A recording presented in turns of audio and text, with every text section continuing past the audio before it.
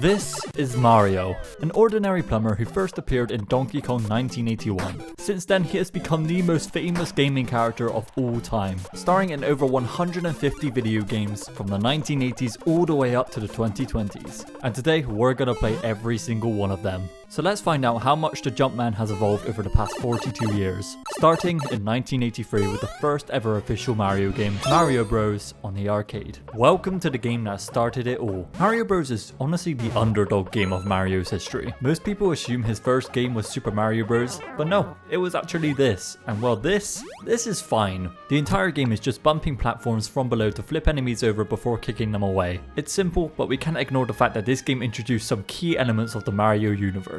Warp pipes, power blocks, and shell creepers who are conceptually the ancestors of Koopas, and of course, Luigi, aka Mario's brother, but if you didn't know that, then I don't even know why you're here. This is also the game that officially made Mario a plumber. Before this, he was a carpenter in Donkey Kong, which actually makes complete sense since that game was set on a construction site. Now, I myself had a fun time playing this game. It's quite frankly a little addictive, you know, so if you got to play this one in the arcade, let me know how much Nintendo rinsed your wallets back in the 80s. Mario Bros. Is a historic game that laid the groundwork for Mario's future. But compared to what came later, it's more of a fun curiosity rather than a must-play classic. Mario's Cement Factory. Okay, to give it the benefit of the doubt, a lot of these earlier Mario games are super simple, especially on handheld devices like the Game Watch. And Mario Cement Factory is no exception. It's a pure multitasking challenge. This dude just gotta juggle cement flow in a factory and that's it. But hey, at least Mario is just dealing with cement. It's not like they handed him, I don't know, like a bunch of explosives.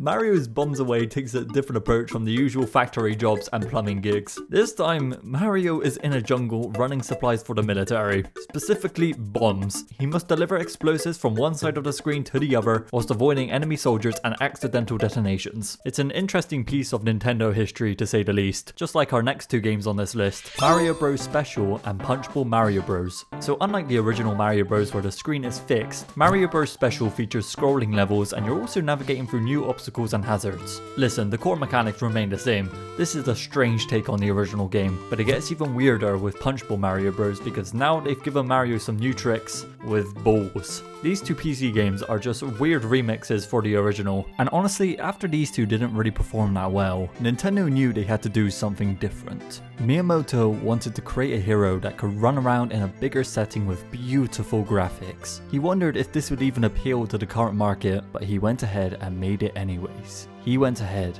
and created Super Mario Bros.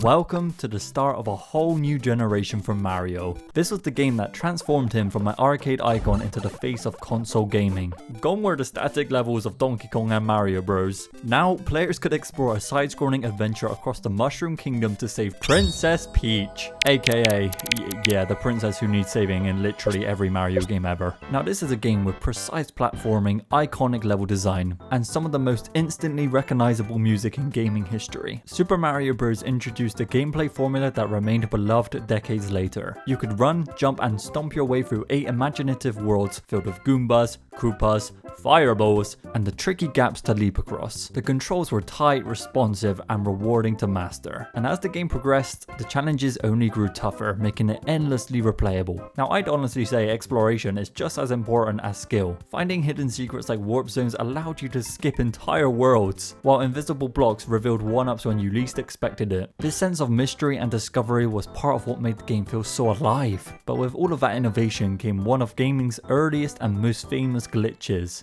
the Minus World. This world wasn't an official level. It was a bug triggered by a very specific set of actions where players could phase through a wall near the warp zones. And if done correctly, instead of taking you to the usual warp destination, it would drop you into a strange underwater version of World-3, labeled simply as World -1. This glitch level looped endlessly, basically trapping Mario in an unwindable limbo. It became one of the earliest examples of players discovering a hidden glitch through experimentation, and it sparked a fascination with uncovering the hidden depths of video games. Now overall, Super Mario Bros. Wasn't just a hit, it was a revolution. Over the years, this character redefines what video games could be, and his first time doing it basically laid the foundation for modern platformers, and became the blueprint for hundreds of titles to follow. It was the beginning of something great, and Mario was no longer just a plumber, he was a legend in the making. And only just 1 year later, they released a PC version. This is Super Mario Bros. Special, a 1986 PC-only port developed by Hudson Soft. And right away, something feels off. The first thing you'll notice, no screen scrolling. Instead, the game loads each new section like a PowerPoint slideshow, meaning enemies can blindside you off the screen, which by the way, this happens a lot. To sum it up, Super Mario Bros. Special is a bizarre relic from an era when PCs couldn't properly handle side-scrollers. But let's move on to one of the most interesting Mario games, Super Mario Bros. 2. Now this game was released exclusively in Japan, and unlike the Super Mario Bros. 2 we got in the West, which was actually a reskin to another game called Doki Doki Panic, this game is a straight up sequel to the original Super Mario Bros. Except it hates you, like it straight up makes you miserable. Enemies are placed in the worst spots ever. Hidden blocks sabotage your jumps, and the game even has the audacity to add a wind to mess you up. It's unfair, frustrating, and sometimes just mean, man. Well, if you want the ultimate Mario challenge, this is it.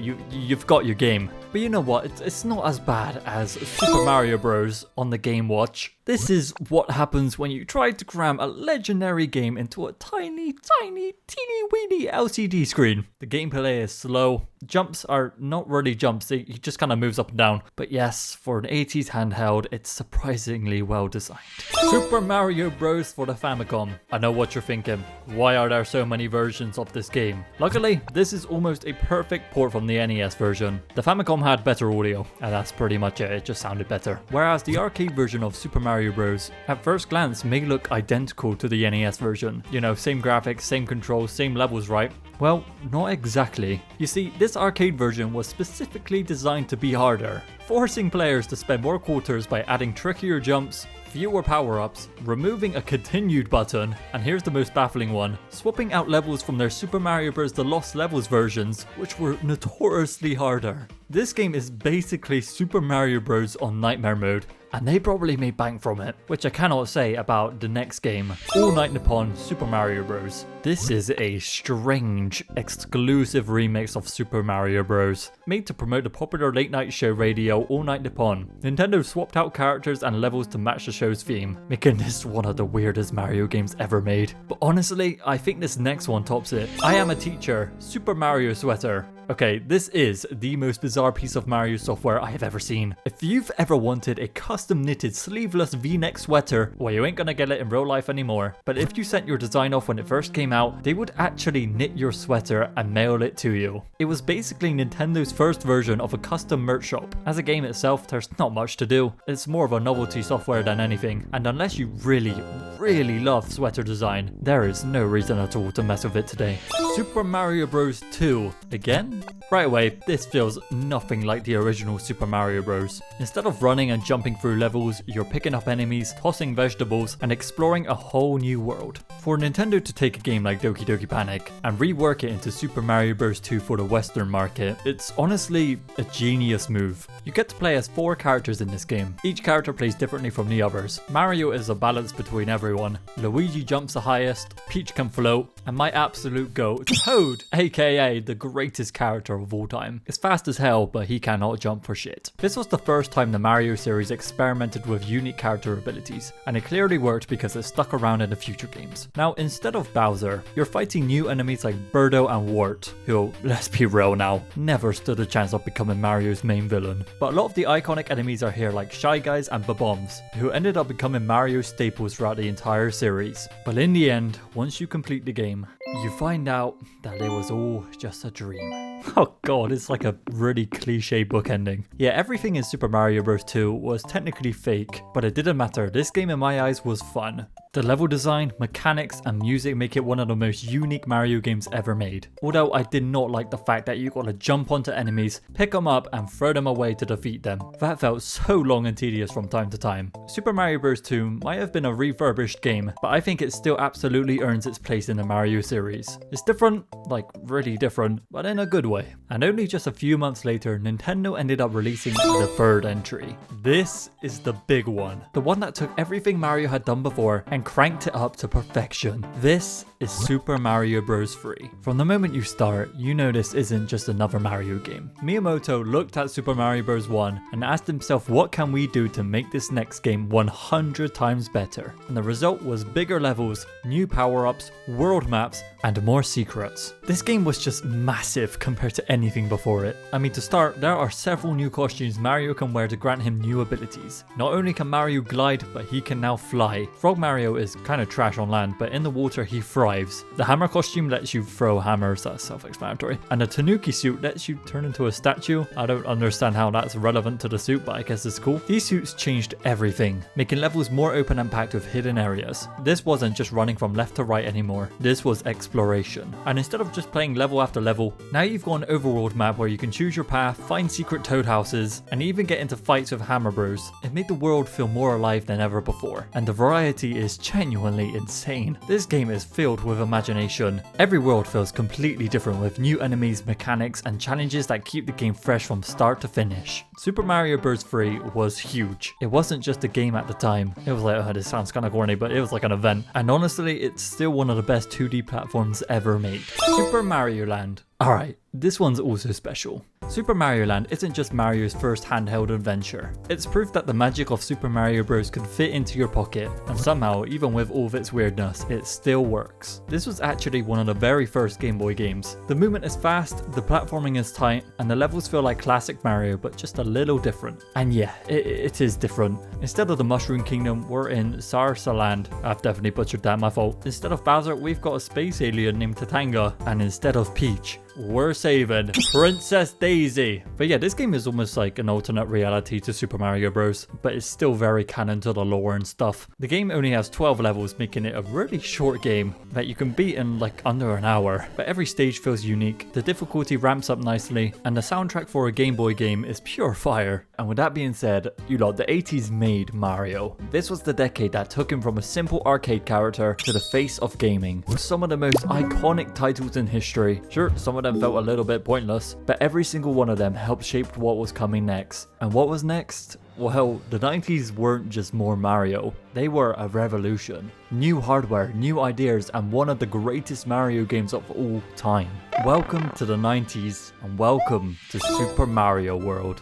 This is it, the game that kicked off Mario's 16-bit era and proved that the Super Nintendo wasn't just an upgrade, it was a game changer. First off, the look of the game was gorgeous for the 90s. Bright, detailed sprites, smooth animations, and backgrounds that actually had depth. But it wasn't just pretty, it felt incredible to play as well. The controls were tighter than ever, making Mario's movements smoother and more precise. And then, the MVP, Yoshi, aka Mario's dinosaur companion. This little guy changed everything. He wasn't just a power-up. He was a full-on game mechanic that made the world feel more alive than ever. Although I was a tad disappointed by how many power-ups they removed in this game, because here we only have the Fire Flower and Cape Feather, which does seem a little lackluster, but I guess Nintendo thought Yoshi was a big enough change to fill the boots for the rest that were left behind. When I played this game for the first time, I had super high hopes for it, and the thing that stood out to me the most was the level design. Every world introduces new ideas. We got ghost houses with tricky puzzles, switch palaces that change earlier levels, and some of the best platforming challenges in any Mario game ever. And if you thought the main game was too easy, welcome to the special zone. These are filled with some of the hardest levels in the game, which are so rewarding to complete. Same goes for all the secrets in this game. My god, the overworld is awesome. Being able to find the secret levels in the map is just so cool. From start to finish, Super Mario World is near perfect in my eyes. The platforming, the secrets, the music, oh the music. It's all so well made. Even today, it still holds up as one of the greatest Mario games ever made, which I once again cannot say about the next game. Dr. Mario, you guys need to see this commercial. I called the witch doctor, he told me what to do. He said, ooh, ee, ooh, ah, ah, ching, chang, walla, walla, bing, bang. What, where, and how and why is the correlation. Listen, I low-key fuck with it, okay? But when you're making a commercial, you gotta have at least some resemblance to the game. This is simply a tile-matching puzzle game similar to the vein of Tetris. And you know, Mario's on some sort of side quest trying to become a doctor by putting pills into a jar to kill off the viruses inside. Yeah, that's the whole game. Both the NES and Game Boy versions follow the same concept, and I don't know about you lot, but finishing this game is actually really hard. However, once you do complete it, you're left with this cool little cutscene of the game ending. Mario the Juggler. This game's only real claim to fame is being the last Game & Watch game ever released. Other than that, it's extremely simple. Mario just stands at the bottom of the screen juggling up to 3 objects, and that is it. I gotta say, by 1991, this thing was already outdated as hell. Super Mario Bros. And Friends, When I Grow Up. So the best way to explain this game is that, well, it's not really a game, it's more of an interactive Mario-themed career guide for kids. You basically just flip through pictures of different jobs. You'll see doctors, firefighters, teachers, and well, whilst you do it, Mario and friends will cheer you on whilst you read a couple of fun facts. Clearly I didn't get to play this one as a kid because, well, I'm a bloody YouTuber now, not a damn police officer. Mario teaches typing. What in the world? Yeah, this is one I wish I played in like IT class in primary school. But other than that, I will never ever touch this game ever again. Mario is missing. Luigi gets his chance to enjoy the spotlight and save his brother, but it happens to be an educational geography game where you gotta collect stolen artifacts from Bowser's minions. It's just so peculiar. I mean, they also used the Super Mario World sprites for this game, and they look so out of pocket compared to the scenery. If you enjoyed this one, then you're probably part of a really niche group, and I honestly respect it. But hey, after that little rough patch we just had, Nintendo went on to create a game that would become a staple series in the Mario franchise. Welcome to Super Mario Kart on the Super Nintendo. This technically wasn't the first Mario racing game. Japan had the Famicom Grand Prix games, but those were more Mario on the cover than an actual Mario racer. What really changed everything was F-Zero, Nintendo's flashy SNES launch racer. It used Mode 7 graphics to make the tracks look like they were actually moving in 3D. But while F-Zero was fast and slick, it had one big problem: no multiplayer. So Nintendo thought, let's make something more chill, more accessible. They slowed things down, added go-karts, and threw in a placeholder character wearing overalls. And then I guess somebody thought, let's just make it a Mario game. And Super Mario Kart was born. Yeah, sorry to lore dump a little bit, however I did think it was some cool information to add. This game is good, however there is one design choice that always just confuses me. Donkey Kong Jr. Every playable character here makes sense, except from him. I don't get it, why didn't they just add normal Donkey Kong? But screw it, I'll rock with it, man. It's the only Mario Kart he's ever appeared in. Now this game is fun. It's Mario Kart, how can it not be fun? I just think there are much better options. That being said, the tracks are quite basic due to the hardware. The AI rubber banding is really tight, and the controls feel janky as hell at first until you pour some hours into it to adjust. Super Mario Kart is a great game if you're willing to give it a chance. Mario Paint. What you are currently watching is a time-lapse of me pouring my heart out to try and draw Toad. In the end, he turned out like this. And I also write subscribe because if we hit 100k, then I'll make this my profile picture. I think that's a pretty fair bribe. This game is so hard to draw, let alone animate, but they also have a music section where you can make your own little tunes. Prepare to be blessed with my creation.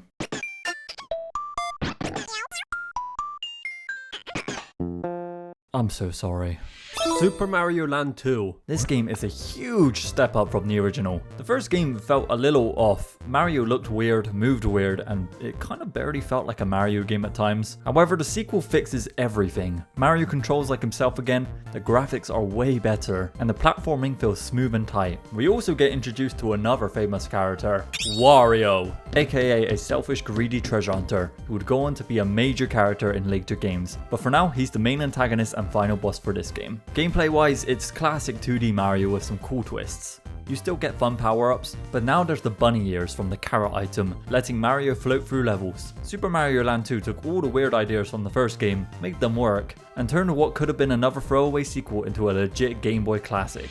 Mario's early years. This was Nintendo's proper attempt at an educational Mario game, because it split into 3 different titles: Fun with Letters, Fun with Numbers, and Preschool Fun. Anyways, the idea was to teach kids the basics whilst Mario, Luigi and Yoshi tagged along. In reality though, they are super slow, clunky, and honestly not that fun. Even for the target audience, I probably would have fallen asleep trying to get through this in IT class. Mario plus Wario. In this one, Wario drops a bucket on Mario's head and suddenly he's wandering around blindly. You don't actually control Mario at all. Instead, you'll guide him by clicking around as this little fairy named Wanda. It's kind of like a puzzle maze with a quirky gimmick. Honestly, I don't know why Mario just doesn't take off the helmet, but this game never ever left Japan, so most people never even touched it. Just one of those weird Mario spin-offs that's way more fun to talk about than to actually play. Super Mario All-Stars. This game brings together the 4 classics but with a twist. They've all been upgraded with 16-bit graphics that look amazing, and I think that is awesome. Playing the originals in order used to feel a bit jarring. Each game had a totally different art style thanks to the hardware at the time, and that clash kind of made the experience feel disjointed, but All-Stars smooths it all out, creating a much more cohesive and delightful way to enjoy all 4 classics. They also released another version of this game that includes Super Mario World, which is also a great addition.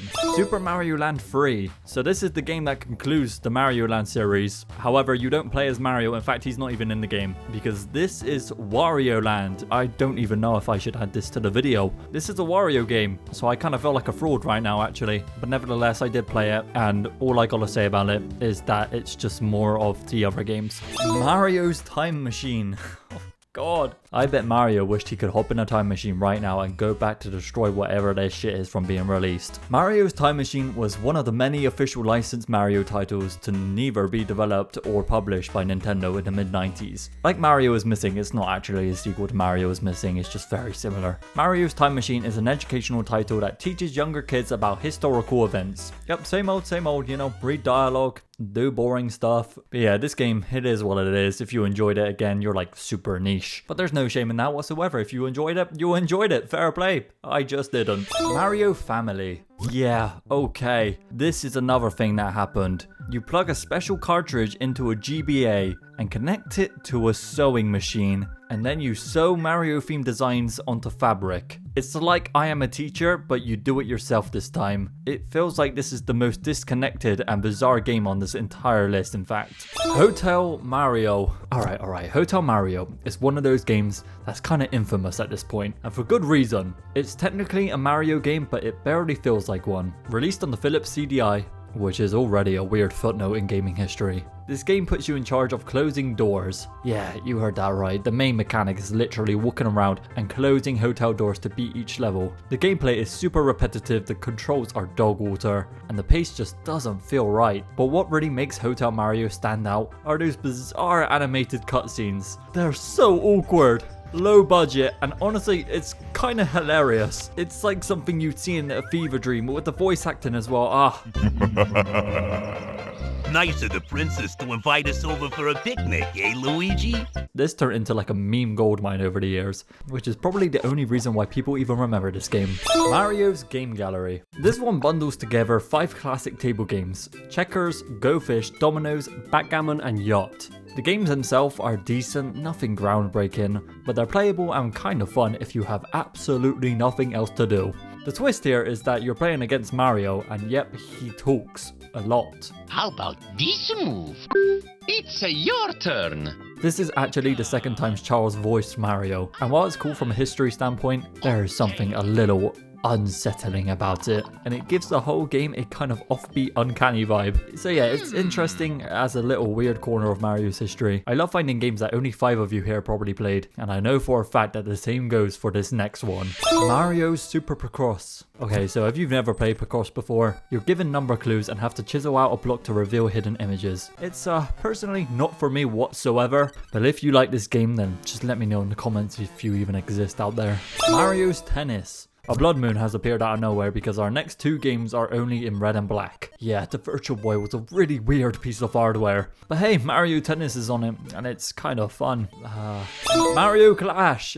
Sorry, this game's just tennis, I don't know what else to say about it. Mario Clash is an innovation of the original Super Mario Bros. That consists of 99 single screen levels where Mario defeats enemies by strategically tossing Koopa shells across different planes. It was good for a solid 10 minutes, and the 3D effect was something new and different at the time. But now for this next one, I just want you to picture this for a second. Super Mario World crushed it, right? Dare I say, one of the best games ever made. It sold millions, and it's basically the gold standard for 2D platformers. So what do you do for a sequel? You make more of the same game, right? You know, more levels, new power-ups, slap a 2 on it, and pretty much print money. But Nintendo said, nah, let's just get really weird with it. Instead of doubling down on Mario, they hand it over to Yoshi and deliver Yoshi's Island. A game that looks and plays completely different, but still feels like it belongs in the Mario universe. This time you're not even controlling Mario. You are Yoshi, or actually a relay team of Yoshis, who carry baby Mario through level after level of hand-drawn crayon-colored madness.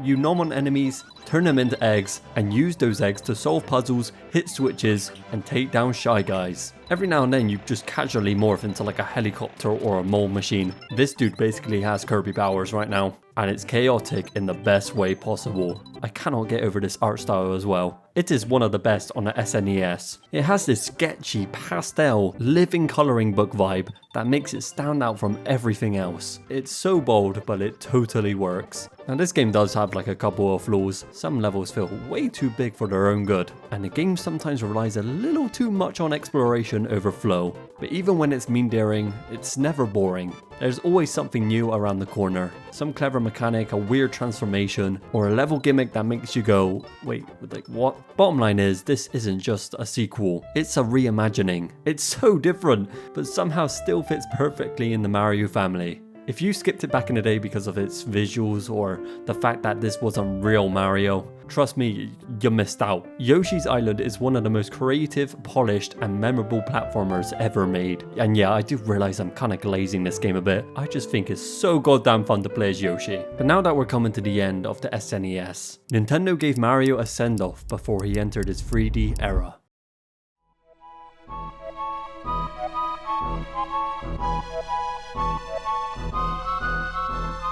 Super Mario RPG Legend of the Seven Stars. Alright, let's quickly set the scene real quick. It's 1996, Nintendo's still like riding off the SNES, and out of nowhere they team up with Square, yeah, the Final Fantasy guys, to make Mario RPG. Mario's known for jumping on Goombas, not menu-based battles, but somehow Super Mario RPG ends up being one of the most memorable games on the system. Right off the bat, this game obviously feels different. You've got this 3D isometric look, colourful visuals, and a story that's way more ambitious than anything Mario had tackled before. Bowser's not even the main villain here, he ends up joining your team. That alone is worth the price of admission. Gameplay wise, it's turn-based combat, but with a twist. You're not just picking attacks from a menu waiting around. Press a button at the right moment and deal extra damage, or block incoming attacks. It keeps battles engaging and gives it that action platformer flavour that still feels very Mario. But the one thing that caught me off guard was the writing. This game is actually funny, like genuinely funny. The characters are full of personality. There's Gino, the living doll with a laser arm,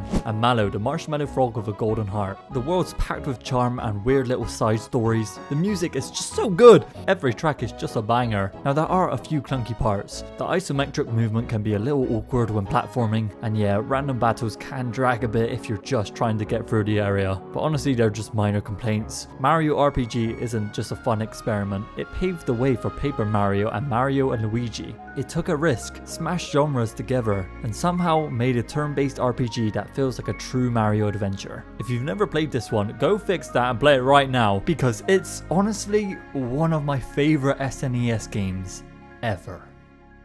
But now, let's move on to a game that I'm sure most of you have been waiting for. A game that didn't just continue the Mario legacy, it redefined what video games could be. A game that didn't just raise the bar, it set that bar. This wasn't just the next step in Mario's journey. This was a leap into a whole new generation. Super Mario RPG showed us how far Mario could stretch outside his usual box. It proved that he could thrive in different genres, take risks, tell stories. But with this next one, Nintendo wasn't content with shaking things up.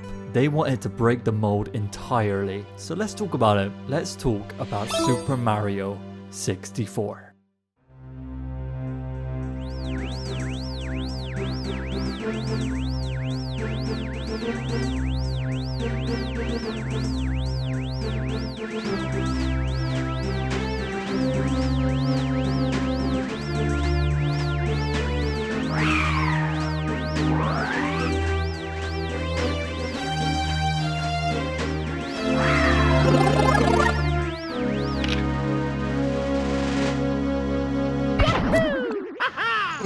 This is Mario. He's 3D now. Suddenly, you weren't just going left to right anymore. You were moving in all the directions of a compass, and the analog stick was a revolution. With all that freedom came a new challenge. How do you keep track of Mario in a fully 3D world? The solution was a camera system unlike anything before, and Nintendo got clever. They turned the camera into a character, Lakitu, aka the cloud-riding Koopa with a camera on a fishing pole. Listen, you gotta understand, by making the camera a visible in-game character, they gave players a way to understand this strange new perspective. It wasn't just a floating viewpoint. It was Lakitu following Mario around and helping him see all the action. It was a fun workaround for early 3D tech, and a subtle tutorial all in one. And that's why the game starts you off in such a low-stress, exploratory zone. No guiding music, just birds chirping and a gentle waterfall. You've got a bridge to cross, trees to climb, and a lake to swim in. This was a space to simply play and get used to how Mario moves. It makes perfect sense when you realize Miyamoto and the team spent the majority of the dev time fine-tuning that movement, because the results were so smooth, so reactive. Backflips, wall kicks, sliding, crouch jumps, even the dive recovery into a jump combo. This Mario has it all, but it's not just the moves, it's the feel, the finest, that sense of flow. The whole game revolves around freedom. From the moment you walk into Peach's castle, you choose your direction, which levels, which stars, and in what order. And then there's those weird, unforgettable moments, like the toads hiding stars in random corners of the castle, trying to chase that goddamn yellow bunny rabbit. God, that took me a hot minute. Or that painting that isn't actually a painting, it's a wall. It's strange and it's playful. It's full of secrets and surprises that reward your curiosity. Every corner of Super Mario 64 feels like it was made by someone who wanted you to poke at it, to experiment, to break it just a little bit to see what happens. And let's not forget about the music. Koji Kondo didn't just make background tracks, he made pure memories. From the sunny bounce of Bob-omb's Battlefield to that terrifying music in Big Boo's Haunt. I never got to properly play this game as a kid, but the Inside the Castle track alone makes me feel so much nostalgia. The soundtrack captures moods of every space perfectly. It's not just catchy, it tells you how you feel. Super Mario 64 wasn't just a game, it was a blueprint. It showed the world how 3D games could work, how they could feel. It was bold, weird, and full of heart. And decades later, it still holds up. Because this wasn't just Mario in 3D, this was Mario redefined. And of course, you can't talk about Super Mario 64 without talking about Bowser. Not just once, not even twice, you fight him 3 times. Each time in this surreal floating arena that feels like a dream half remembered. Grabbing Bowser by the tail, spinning him around with the analog stick, and then launching him into bombs. It was like weirdly satisfying and a little janky, but it's all worth it when you hear Mario say, listen, I could probably talk about this game for another 5 minutes, but we'll leave it here, you know. Super Mario 64, it isn't flawless, but that's part of why it's so special. It was the first of its kind. Stumbling into brilliance was rewriting the rules of what a video game could be. It gave us freedom, it gave us mystery, it gave us Lakitu on a cloud, and possibly the most misheard line in gaming history. It's a game that invited you to play, to explore, to mess around, and somehow it still holds the magic after all of these years.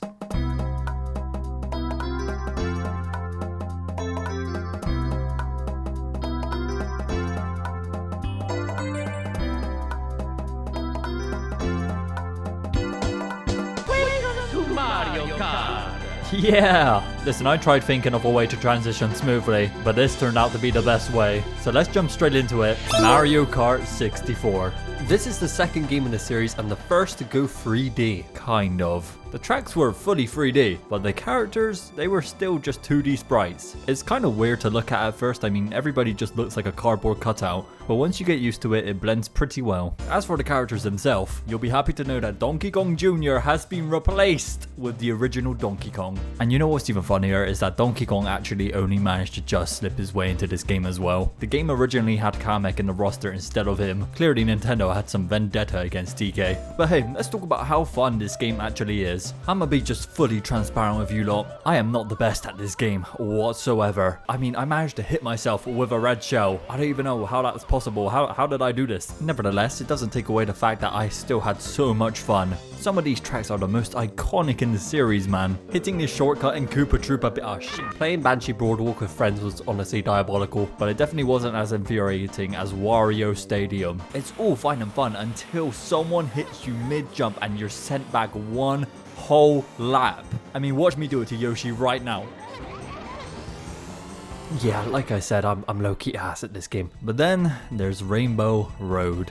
It's not my favorite layout, I'll be dead ass. It's just 6 minutes of bullying. Like, look how many times I managed to knock Donkey Kong out. In the end though, we had this car 1-hour moment where all of us were about to finish, but luckily I let a mushroom rip and claim that first place. But yeah, this is the game that introduced 4-player multiplayer, which I'm sure caused so many fights back in the day, especially with the new items they added, like the blue shell. Yeah, this thing debuted here, and it's been a menace ever since. Also, please don't rip into me for calling it the blue shell. I know it's actually called the spiny shell, however, I feel like the majority of you here would also call it the blue shell. I don't know why I felt the need to explain myself with that, but let's keep it moving. Mario Kart 64 also included Battle Mode, which will forever hold a special place in my heart. These are some of the most fun game modes ever, man. Now overall, was the gameplay perfect?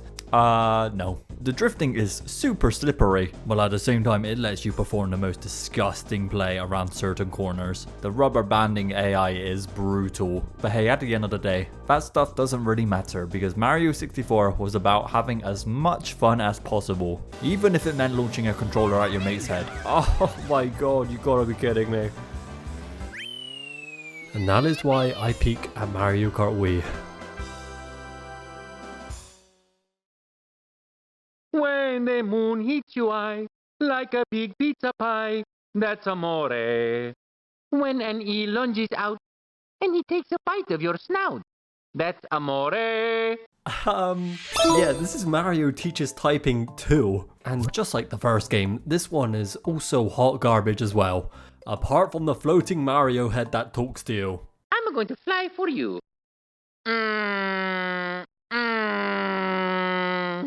This is generational entertainment, and I can't believe Charles actually did the voice for this. I'm also willing to give bonus points for some of the animation they made here. You can really tell they tried to make it as interesting and funny as possible. DS Super Mario Collection. This was basically Super Mario All-Stars streamed through the Satellaview in Japan. We have the same updated graphics, however now all we have are bare bone levels and this kind of weird ghostly vibe. The catch here is that you could only play it during specific broadcast times, and when that broadcast ended, so did your game. This one's just a super rare Japan only curiosity, tied to Nintendo's short-lived satellite service. Mario No Photopea. This is basically Mario meets a photo editor. You connect a special cartridge to a printer, then drag in pictures, decorate them with Mario stickers, and print them out. There's no platforming here, no power-ups, just Mario themed scrapbooking, and it's so bizarre, like who actually comes up with one of these games? Mario Party. Ha ha ha, so this is where it all begins, huh? The very first Mario Party, it's fine. You pick a character, move around the board, and after every turn, boom, a mini game. Some of them are absolute classics, some of them are straight up unfair, and a few made some people bleed. No, like seriously, those stick rotating games, Nintendo actually had to give out gloves because people were getting injured. But even when you're losing coins to Boo, or Bowser drops out of the sky and ruins your whole run, it's still really fun, because Mario Party isn't about winning. No, I lie, it's definitely about winning, but it's also about the chaos. The maps are simple but full of tricks, the music is catchy as hell, and the bonus stars at the end, well, let's be honest, they're completely rigged. But that is part of the Mario Party experience, buddy. Mario Golf.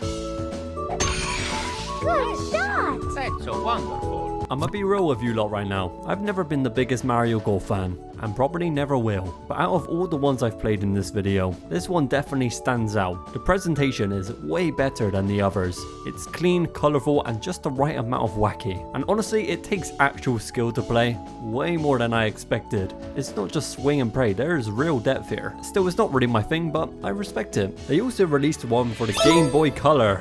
This one isn't just a mini version of the N64 game. On the Game Boy Color, you actually play as a rookie golfer, not Mario, and you'll work your way up through tournaments, leveling up your stats as you win matches. It's like an RPG disguised as a sports game, which is a super cool idea for a handheld game. I think them being able to pull this off is really impressive, and as a non-golf fan, I had an absolute blast with this one. Mario Party 2. The sequel that built upon the chaotic fun of the original and refined the formula into one of the best multiplayer experiences on the N64. I love how characters dress up resembling the board you play on. Apart from Bowser Land, nobody wanted to dress up for that. Mario Party 2 took all the good minigames from the first, as well as adding new ones like Lava Tail Owl and Shocker Dropper Rule. These two are some of my favorites in the entire series. Like every Mario Party we're gonna end up yapping about because, well, I kinda have to, don't I? These games are still full of unfair balance issues. However, this one does a really great job at pacing and planning strategy, because Mario Party 2 includes items and an item shop, which changes everything on the board and just causes more arguments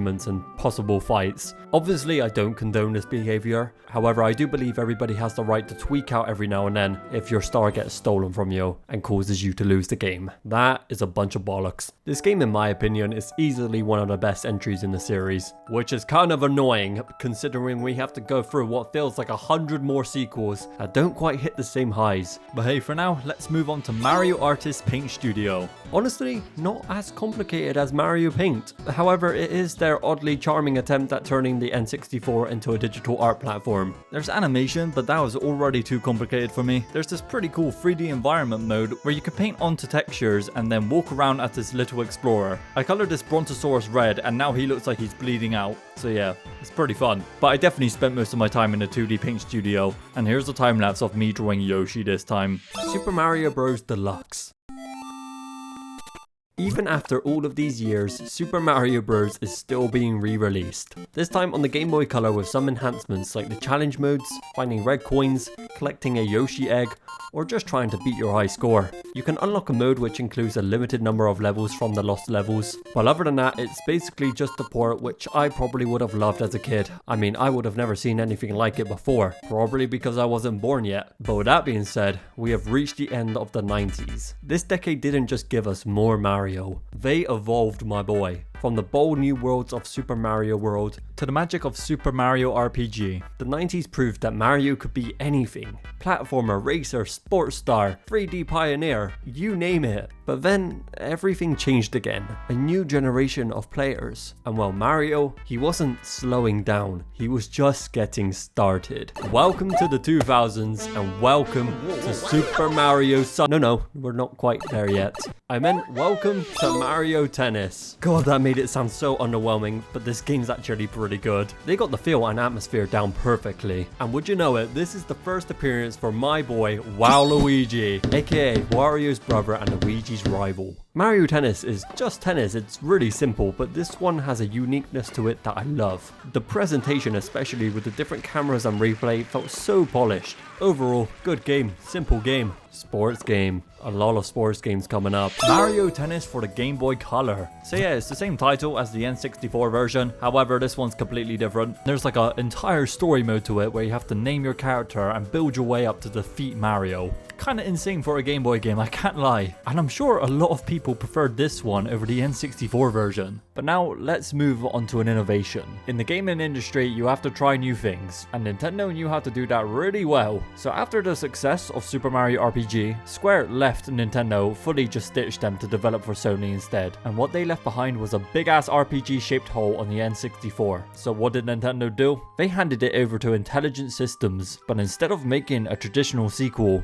they flipped the formula, quite literally, because Mario became paper. Welcome to Paper Mario, a turn-based RPG wrapped in a charming storybook world where flat characters and pop-up towns hide the console's technical limits with style. The plot is classic Mario. Bowser kidnaps Peach, but this time he's stolen the Star Rod, making himself invincible. Mario sets off to free 7 Star Spirits, disable the Rod's power, and restore balance to the Mushroom Kingdom. The visual design stands out even today. No muddy textures or jagged polygons. Here it's just clean, colourful papercraft worlds that run smoothly and holds up better than most N64 games. The combat is simple but engaging. Instead of huge numbers and drawn out battles, Paper Mario uses small stats and real-time button presses to make every turn feel interactive. Timing your attacks and blocks matters, making battles feel more than just menu commands. And then there are the partners. Adorable takes on classic Mario enemies like Goombas, Koopas, and Boos. They're not just for combat either. They'll help you solve puzzles, reach hidden areas, and bring a lot of heart to Mario's journey. Add in the badge system, which lets you customize Mario's abilities, and you've got a combat system that's surprisingly deep without ever feeling overwhelming. Even between the battles, the game keeps things interesting. You explore, collect hidden items, and occasionally take control of Peach in stealthy castle segments. This is kind of badass, I can't lie, it added so much variety and humor to the mix. And here's a fun little link. Not only did Paper Mario leave its mark on RPG fans, it also introduced players to the Star Spirits, who'd go on to make a surprise return in our next game, Mario Party 3. Just as Paper Mario gave fans a unique spin on the RPG formula, Mario Party 3 capped off the N64's Party trilogy with a final roll of the dice. By 2001, the N64 was winding down.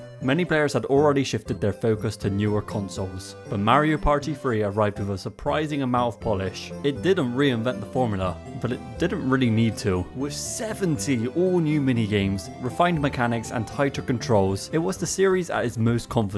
Multiplayer was still the heart of the experience. Playing alone feels like the magic is kinda muted, but when you gather a few friends, Mario Party 3 delivers chaotic, competitive fun. The new duel mode added more strategy for one-to-one players. Mario Party 3 mostly delivered. It might not be the series peak, but it's a worthy farewell to Mario Party days on the N64. Next up is Mario Artist, Talent Studio, Communication Kit and Polygon Studio. In the late 90s, Nintendo took a sharp left turn with the Mario Art series. It was a trio of quirky creative tools exclusive to Japan. And first up is Talent Studio. You lot, I think I found the best Mario game ever. When diving into this one, my expectations were so low. However, I have never had more fun with a stupid game in my life. In Talent Studio, this is who I managed to create. His name is Toad Loverboy, and I also made an entire story arc for him. So we're gonna watch that right now, and I do hope you enjoy it.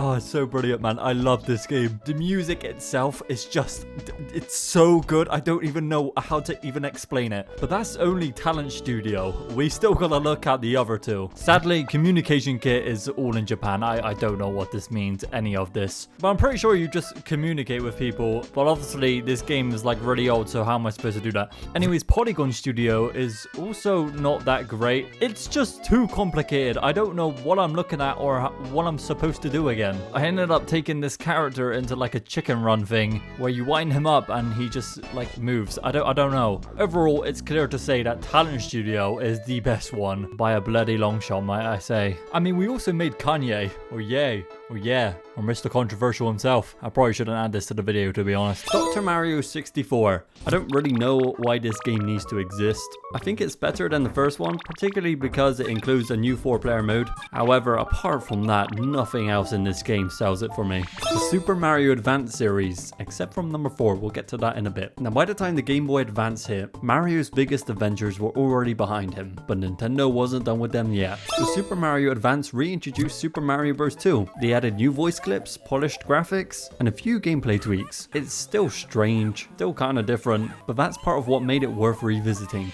Advance 2 brought Super Mario World to the handhelds. For a lot of players, this was their first time taking a full console Mario game on the go. And then there's Advance 3, a portable version of Yoshi's Island. It didn't look quite as sharp, and the sound took a hit, but most of what made the SNES version special was still here. That mattered. And yeah, the voice acting and extra lives were a little bit much, but these definitely weren't lazy ports. They were redesigned, repackaged, and in some way reinterpreted. For players who missed the originals, this series was a second chance for those who didn't. It was a reminder that Mario's past still had something new to offer. And yes, I know these didn't all come out at the same time, but my god were they close together, unlike the 4th game that had to be like super awkward and released in 2003. So we'll get to that in a tad. But now let's move on to a game that I have so many mixed opinions about. A game that has the highest Metacritic score for the series. And yeah, we're talking about Mario Kart Super Circuit. Welcome to the first handheld Mario Kart. Super Circuit was a big deal because you could play this anywhere. It was actually supposed to be called Mario Kart Advance, but apparently only Japan got the memo. Developed by Intelligent Systems,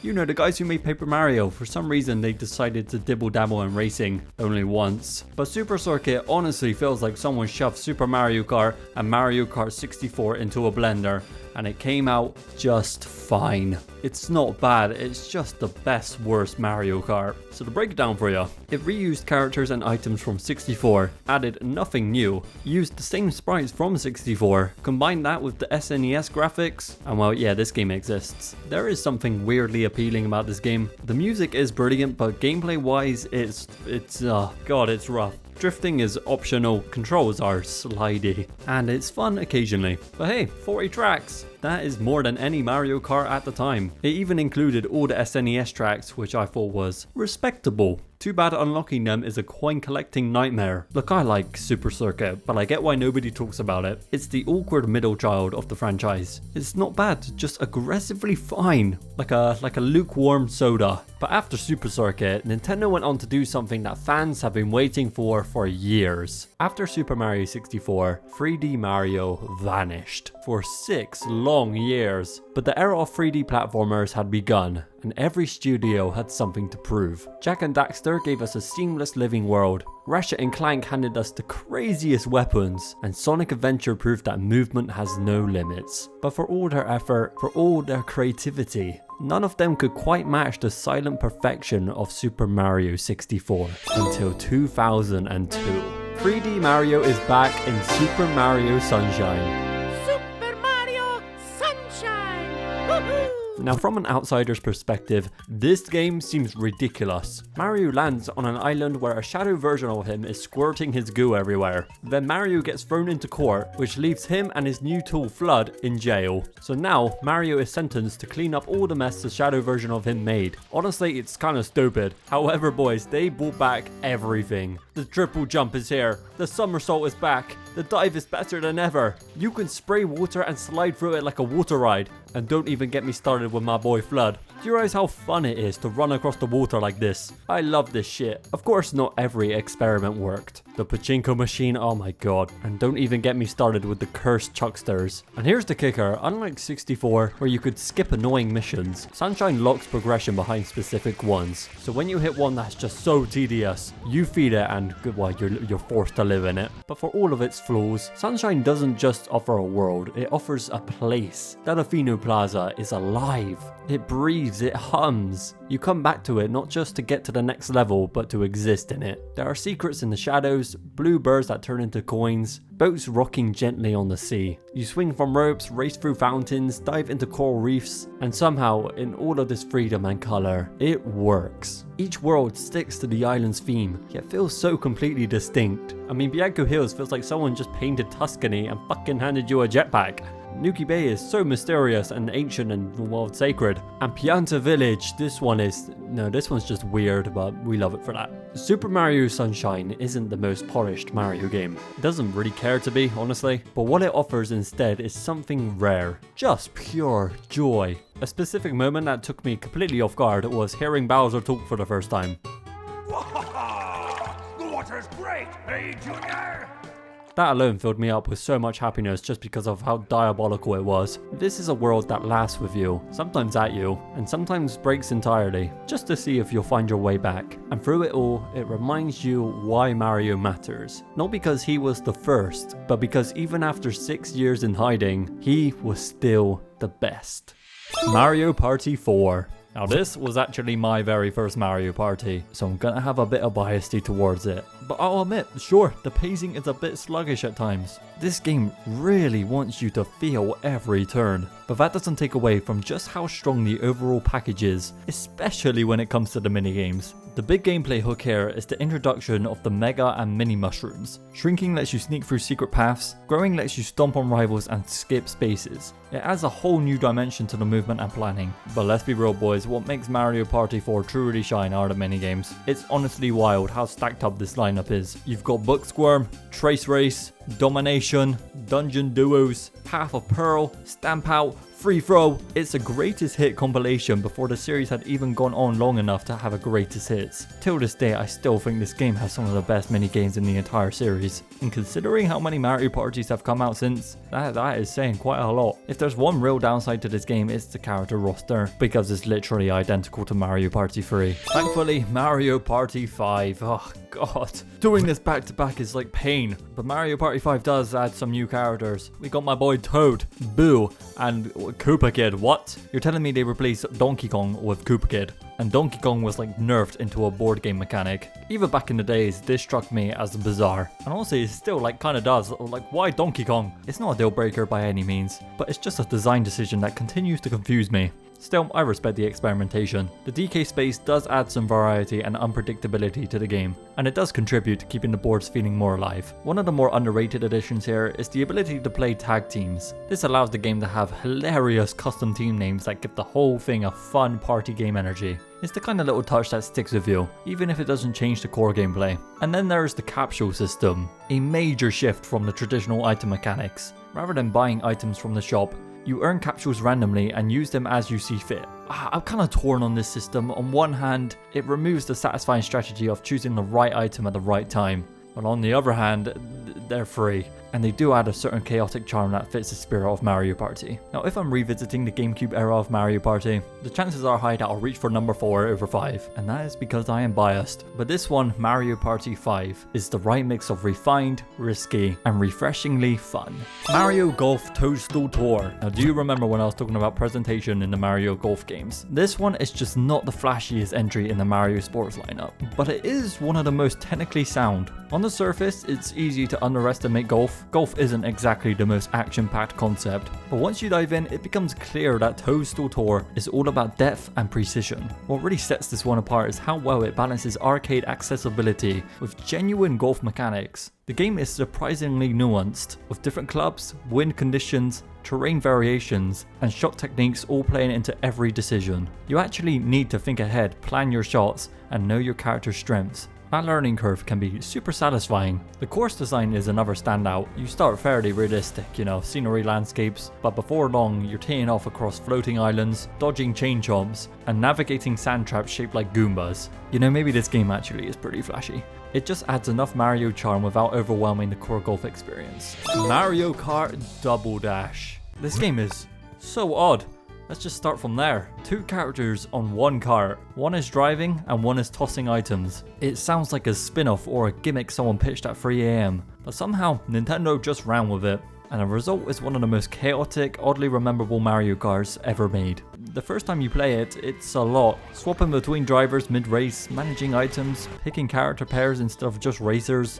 There's a layer of strategy here that most Mario Karts don't even bother pretending to have. You start thinking in combos. Do you want to rock Donkey Kong's giant banana and Daisy's heart shield, or maybe just go full war crime with Bowser Jr. and the Power Trooper? There's no wrong answer, just different flavors of disaster. And the tracks are just Baby Park is a 7-lap fever dream. DK Mountain, my personal favorite, flings you off a literal volcano. And Wario's Colosseum is 2 laps of pure punishment. This game just has vibes. Not really polished, not really balanced either.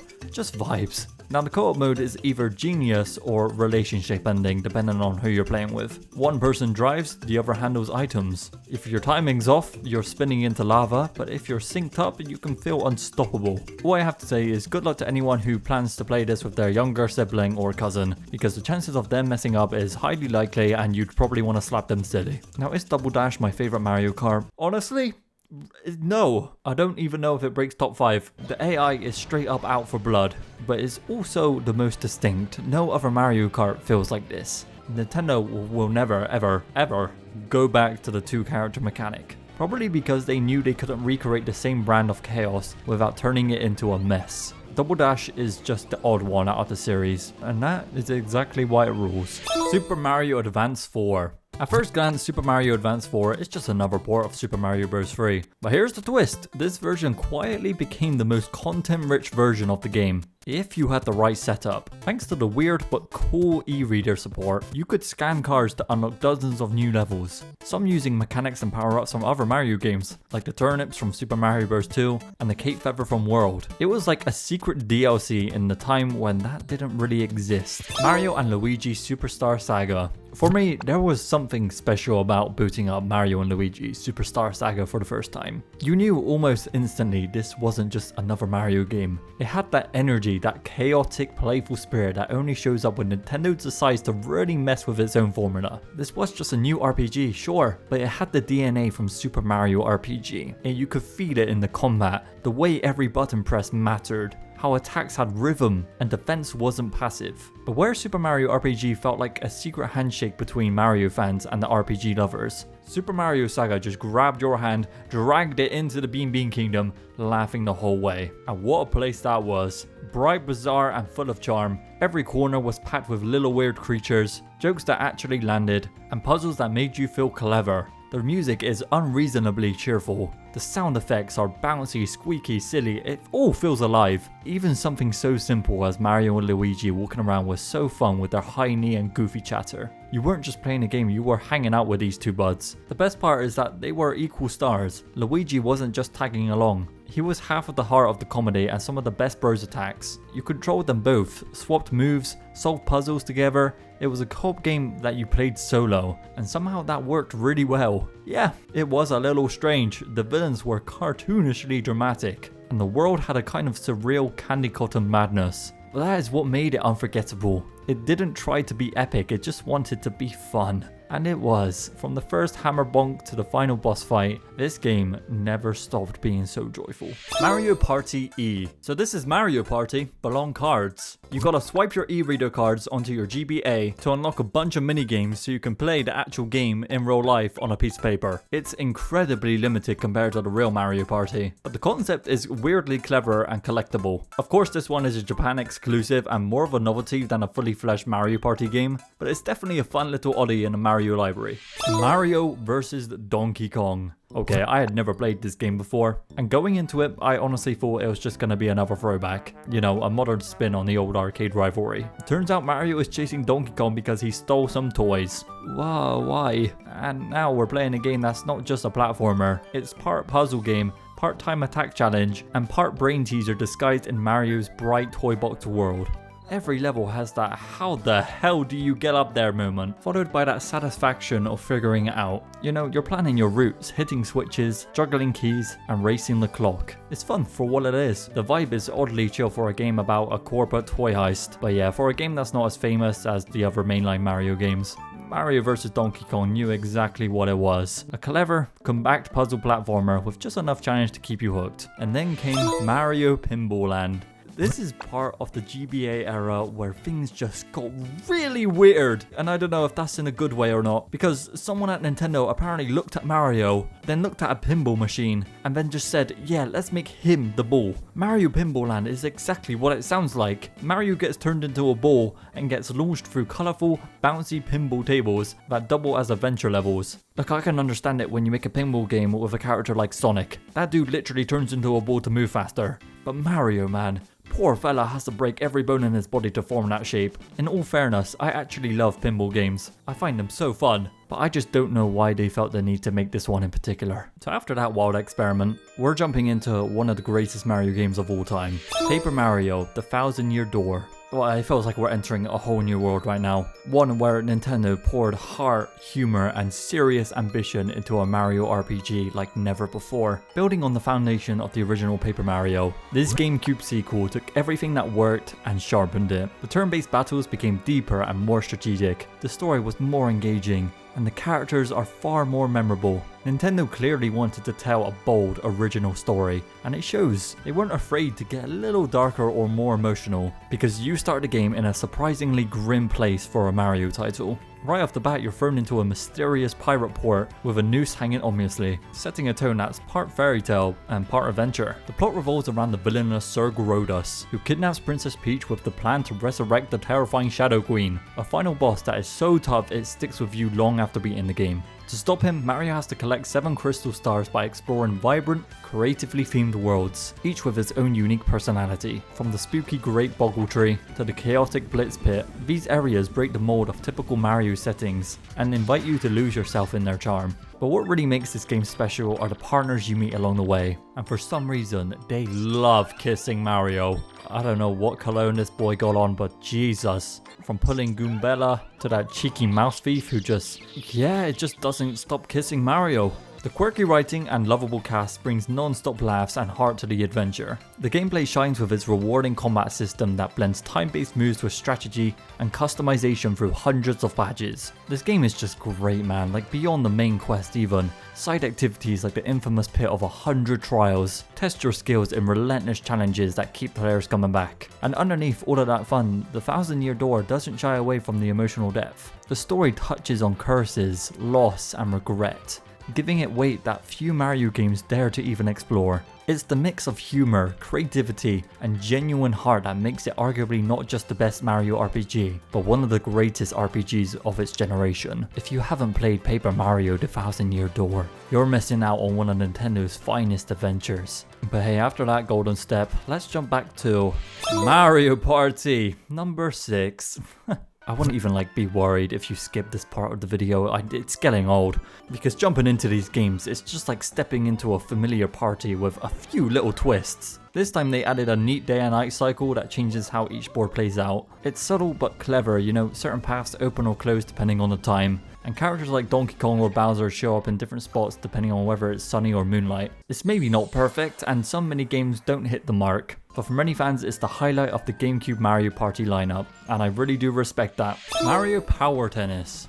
Like, on the surface, once again, it's just tennis. But after you give it about 5 minutes, you'll realize that this is tennis in the way Super Smash Bros. Is a fighting game. Rules exist, but good luck sticking to them. The core gameplay feels tight and genuinely skill-based. You've got a proper tennis engine underneath all the madness, so rallies can actually get really intense. Then comes the power shots. They're a character's signature move that can either save an impossible return or blast the ball across the court with a ridiculous flair. They're over the top, sometimes even unfair, but always hilarious. My standout feature for this game though comes from the themed courts. This time you're not just playing in a generic stadium, you're smashing your shots in haunted mansions, dodging ghosts, or on Donkey Kong's jungle court where the barrels mess with your footing. And while multiplayer is the star of the show, the game has also packed in a decent amount of single player content, with tournament modes and mini-games that reimagine tennis mechanics in a weirdly fun way. This is a good tennis game, man. I had an absolute blast with it. Mario Tennis Power Tour, on the other hand, this one takes a hard left turn. Just like the first Mario Tennis on the GBA, you play as some no-named rookie at a tennis academy, and it's all business. Train, level up, beat rival schools, climb your way through the tennis underground. It feels more like Pokemon meets sports anime than a Mario game, and honestly that's what makes it hit different. But there is something satisfying about starting from the bottom, working on your serve stat by stat, and eventually standing across the court from Mario and beating him. It's not flashy, it's not loud, it's not even particularly Mario, but Power Tour stands on its own. A calm, surprisingly deep sports RPG hidden behind a goofy title. Mario Party Advance. This game is so weird. Like, what is this? They took a game that literally has party in the name and made it a solo mission on the Game Boy Advance. No friends, no chaos, just you and Shroom City. Instead of throwing dice and ruining friendships, you're rolling around this map helping Toad fix up the city by doing errands. Like, I'm not even joking as well, you do favors for random NPCs. That is the core loop. It's kind of like if Mario Party and Animal Crossing had a strange GBA baby who got all the quirks but none of the depth. The minigames, they're not the greatest, but there's also no tension without other players as well. Nobody to sabotage, nobody to steal a star from. It's just you, bro, chasing a high score in silence. It's just not Mario Party. If they called it anything else, I'm sure it wouldn't seem as bad. But this one, I'm sorry, this one just did not hit it for me. But this next one definitely did. Now listen, when the DS launched, it felt like the start of something weird and exciting. Having two screens seemed diabolical.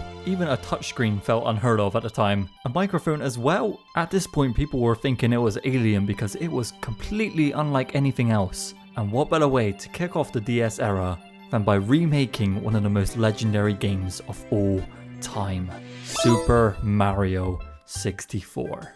But this wasn't just a straight port. Super Mario 64 DS is more like a full remix. It gives you Mario 64 as you remember, but then it says, hey, what if you could play as Yoshi and Luigi and frickin' Wario? Suddenly you've got 4 playable characters. The game almost becomes a light puzzle platformer, figuring out who you need to bring into the level to unlock each secret. And the additions don't stop there. There are new levels, new stars, new boss fights, and a bunch of brand new minigames tucked away in the rec room. These minigames are pure DS era magic. Simple, addicting, and soaked in early 2000s charm. Luigi's card games, chef kiss. Yoshi's Whack-A-Mole style tap games, they must have seemed like throwaway extras. But for a lot of kids like me at the time, they were the thing that you booted up more than the actual main game. It was just pure nostalgia. The only catch about this game really are the controls. The DS didn't have an analog stick, and that was a problem for this game. They had to improvise with the touchscreen to simulate one, or rely on the D-pad, but neither of these felt quite right. Platforming, especially in a game originally designed with 360-degree movement in mind, just wasn't as smooth anymore. It's playable and sometimes good, but you always feel like you're fighting the system a bit. But hey, despite the clunky controls, Super Mario 64 DS worked. It respected the original, expanded on it meaningfully, and introduced a whole new generation to Peach's Castle and the iconic paintings. For many people, this was probably their first Mario 64, and with this added content, it arguably offered even more than the original. To me though, it would never ever beat the original, but this one is a classic reimagined through the strange, wonderful lens of early DS creativity. Mario Superstar Baseball. Mario plays baseball now, and honestly it kinda rolls. It's surprisingly deep with team chemistry, special moves, and a whole scouting mode where you have to impress Goombas to join your roster. It didn't change the world, it kinda gave the same effect as Mario Tennis did, but it caved out a little cult fan base, and that's more than most Mario sports games can say today. Mario Party 7. Another year, another Mario Party. This time on a cruise ship though, with 8-player mode. Theoretically, this is a good idea, but unless you had 4 sets of shared controllers and 0 personal space, it wasn't exactly ideal. This game is just more of the same as usual, you know, fun, chaotic, slightly rage baiting. If you've played a Mario Party this era, you've basically played them all. Dance Dance Revolution Mario Mix. Okay, I cannot believe this game is real. Dance Dance Revolution, but with Mario characters. And yeah, it's as absurd as it sounds. Luigi shaking them hips, Toad is shouting motivational phrases, and Waluigi trying to steal the music keys to bring down the world's groove. It's a rhythm game where you stomp out steps to save the world, whilst also having Mario tunes remixed into Dance Dance Revolution tracks. This one's just so weird and utterly ridiculous. Honestly, I'd argue it's the most unique Mario spin-off out there. Super Mario Strikers. God, I'm so sorry. Remember when I mentioned there were going to be a lot of sports games coming up? Yeah, this is only just the start still. I'ma make it quick. This is football, or soccer if you're American, but Mario edition, and it's actually really good. This isn't just your typical Mario sports game, this is an all-out aggressive take on football, or soccer if you're American. My boy is no longer a plumber in overalls, he is a full-on soccer badass, sliding and body checking his way to victory. The gameplay is fast-paced and brutal, with special moves that turn the pitch into pure chaos, and the art style is bold, sharp, and quite edgy to be honest. Think classic Mario meets it quite gritty and urban design. But what really makes makes it stand out is just the energy of the whole game. That electric soundtrack and the high-speed action makes every match feel intense and fun. I can promise you, you will never see Mario sweat like this again, and that is a fact because we all know what happened with the latest version of Mario Strikers. Mario Kart Arcade GP. This one isn't just any Mario Kart, boys. It's Mario Kart with the biggest twist ever. Built exclusively for arcades and developed in collaboration with Namco, this game brought some major crossover action. The standout, of course, being the GOAT, Pac-Man. Yeah, Pac-Man as a playable character. You could race through tracks with Mario, Luigi and Donkey Kong, whilst also dodging ghosts and grabbing power-ups from the Pac-Man world. Sitting in the arcade with an actual steering wheel and pedals really made you feel like you were in the driver's seat. It's not the most iconic Mario Kart, fuck, I think this might be the first time some of you have ever heard of it, but it's a gem in the arcade world and a great example of how Mario can break out of his console shell.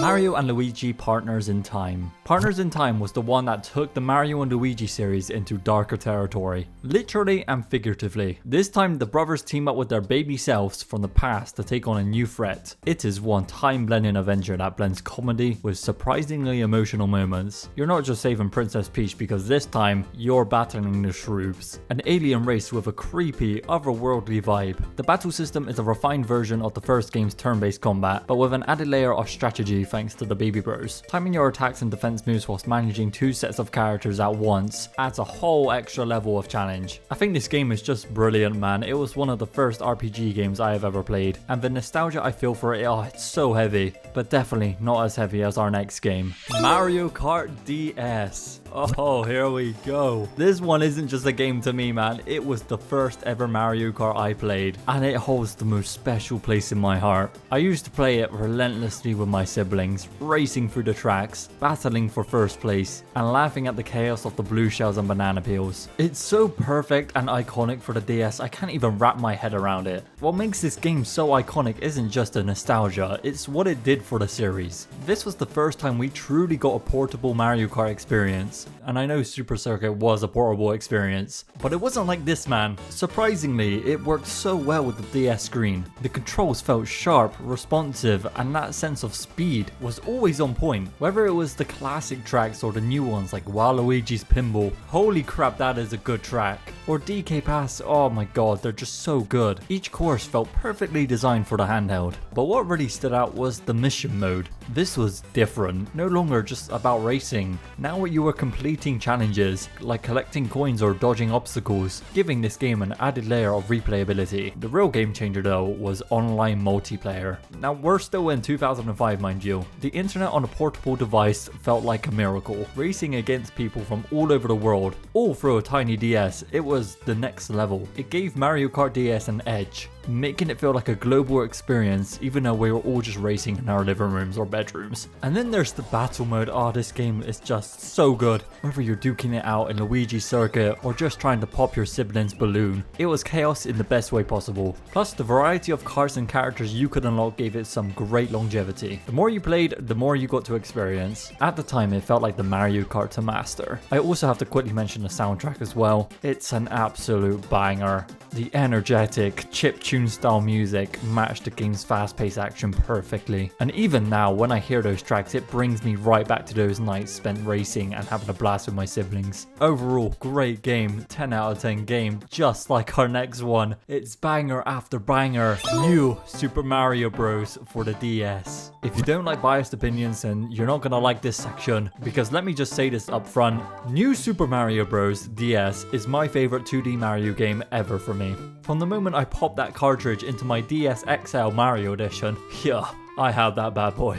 I was so hooked, man. It's one of those games that's timeless in my mind. So cheerful, just a joy to play from start to finish. The gameplay is tight, the levels are crisp, and the platforming feels so satisfying. It took that classic 2D formula and made it fresh again, blending that retro feel with some modern polish. Whether it was bouncing off enemies to make tricky jumps, or grabbing that oh so satisfying fire flower, every moment in this game felt like it was meant to be fun. But here's the thing, like, it's not just the core gameplay that makes this game special. It's just just the overall feeling of it, the vibe. The world of New Super Mario Bros. Is alive. The music catchy as hell. Every track feels like it's putting a smile on your face, especially the iconic overworld theme. You can't hear this tune without getting hit with a wave of nostalgia. Like, I can still picture myself playing through all of these levels as a kid, hearing that music in the background, just feeling like I was in the Mario world. It's so cheerful, and it's everything I love about Mario games. And dude, don't even get me started with the power-ups. The Mini Mushroom and Mega Mushroom alone. I know I mentioned earlier about Nintendo having a fetish for making Mario big and small, but by golly, they did it so well here. The Mini Mushroom made those tight platforming sections extra intense, whilst the Mega Mushroom, well, there's nothing like smashing through blocks and enemies, feeling like an absolute powerhouse. It added a whole new layer of fun and strategy to the mix. The level design gave us some of the best platforming challenges in the entire series. The boss fights were so simple but effective, but what sets this game apart is just that cheerfulness, man. It's impossible to pick it up and not instantly feel happy. New Super Mario Bros. Isn't just good, it's the perfect balance of old school Mario charm mixed with fresh new ideas. It's the game that again set the bar for modern 2D Mario games and will always be the one I remember most fondly. Mario Hoops 3-on-3. Yeah, it happened, another sports game happened, and it's basketball. Listen, I know that Wii Sports Resort hasn't released yet, so I'm guessing this is what people had to deal with in the meantime, and overall it's simply a quirky little game that combines basketball with some seriously weird mechanics. The gameplay is actually fun, I'll give it that. You're not going to get your full-on basketball sim here. Instead, you're tossing shots in an arcade-styled Mario-ified version of basketball. Mario Party DS. Now that I'm looking back at it, the DS was like an unholy generational run for Nintendo, because Mario Party DS is my favorite Mario Party game. And yes, if you couldn't tell already, this was the decade I was born in. When my parents got me the DS as a kid, I was beyond obsessed with it, and this game was almost at the top of my list. Compared to other Mario Parties, Mario Party DS actually innovates. It's the first to feature fully portable gameplay, which meant minigame chaos on the go. The board mechanics were a lot simpler, but it was quick. Accessible minigames that set it apart. No need for a big setup, just pop open the DS and boom,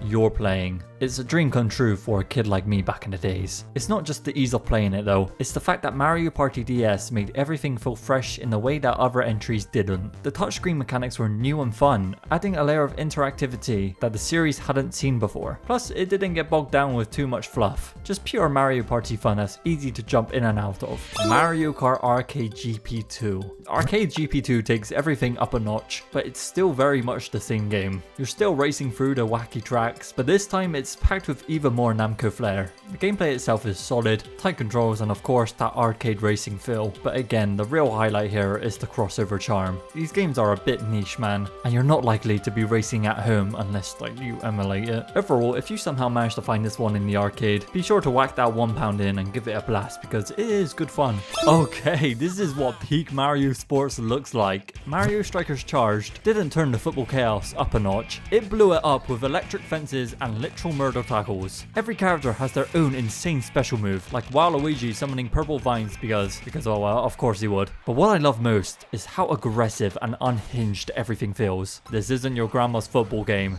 It's gritty, it's wild, and the soundtrack makes it feel like the Mushroom Kingdom discovered heavy metal for the first time. Even the menu theme goes harder than it should. Plus, the online mode was way ahead of its time. It was super competitive, and if you were a kid like me playing this in 2007, you're probably a little bit traumatized as well. Nintendo really managed to capture lightning in a bottle here. It's stylish, it's fast, and it's just the right amount of mean. But now let's quickly rewind back a year, because there was something in the air in 2006. Suddenly gaming wasn't just something you did alone in your room with a wired controller. It was now in your living room, with your family, with your friends, with your goddamn nan. All of you just waving around plastic remotes like you were casting spells. This was the Wii era, and it changed everything again. It was strange and unlike anything else on the market, but it didn't actually matter. The Wii still exploded. Everyone had one. Even people who had never played games in their life were lining up to swing tennis rackets and bowl virtual strikes. It was a cultural shift, and Nintendo, they were on fire. But alongside all the party games, Wii Sports, there was one title that stood out. One game that reminded us what Nintendo was really capable of. A game that took the legacy of Super Mario 64, then looked up to the stars and said,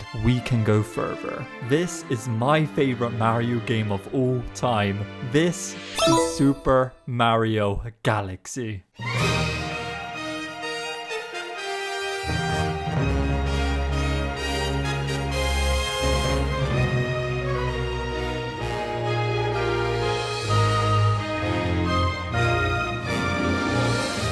Eventually, Nintendo was going to give Mario the most powerful superpower in the world. The ability to breathe in space. And in doing so, they set you out on an adventure unlike anything else before it. Because Super Mario Galaxy isn't no normal Mario game, bro. It's Mario in a full-blown cosmic dream. From the second you start, you're walking through the beautiful Star Festival, seeing Toads cheer in happiness, star bits falling from the sky. It's a precious moment. Then about 1 minute later, you're flying between planets, walking upside down, using gravity as a mechanic, putting on these outfits that make Mario look super cute. You've been launched into a world that's unheard of. Floating islands, clever power-ups, flying across different orbits, enjoying a water level for once in a Mario game. It's pure chaos, but it flows so goddamn well. Every galaxy has a new idea, a weird mechanic, and it never ever gets old. Like dude, you'll do a mission where you're in a bee suit climbing honeycombs, and then minutes later you're on a manta ray surfing space oceans. It truly sounds like complete nonsense, but the game commits so hard to that wackiness that somehow it works. And then there's the music. Oh, the music. Mahito Yokota and Koji Kondo ditched the bouncy chiptunes and went full-on orchestra. Gusty Garden Galaxy, Good Egg Planet. These tracks don't just set the tone of the game, they elevate it into something cinematic. It's grand and emotional. Even like the World Hub, the Comet Observatory is stunning. I'll admit it cannot be compared to the Mario 64 Hub world, but to cover over that, they put this really good song over it that starts off quiet, but as you collect more stars and unlock new areas, it slowly comes back to life and builds into this incredible orchestra. And the Hub World also introduces us to Princess Rosalina. I am so glad she's not just another like save me princess. Instead, they made her into this mysterious, almost mythical character with a backstory that somehow manages to hit you way harder than it has any right to. The whole game has this layer of melancholy underneath all the joy. Like it knows space is cold and quiet, but still full of wonder. There's just a feeling this game captures that no Mario game before or since has really nailed it in the same way for me. I bunked off so many school days just to play it, and I do not take it back one bit. I think a weaker game would have crumbled under the idea of all these mechanics and creativity. But Galaxy, it just glides through them effortlessly. It throws a new idea at you, and then another, and then somehow combines them in a way that feels natural, like the game's evolving right alongside you. You don't even notice how complex it's getting because the pacing is so damn smooth. When I think about Super Mario Galaxy, I don't think about the mechanics first. I think about sitting there with my Wii remote in hand, getting pulled into a world that felt limitless. A game that didn't care about realism or trends. It just believed in imagination. And even now, after all of these years, it still feels like magic.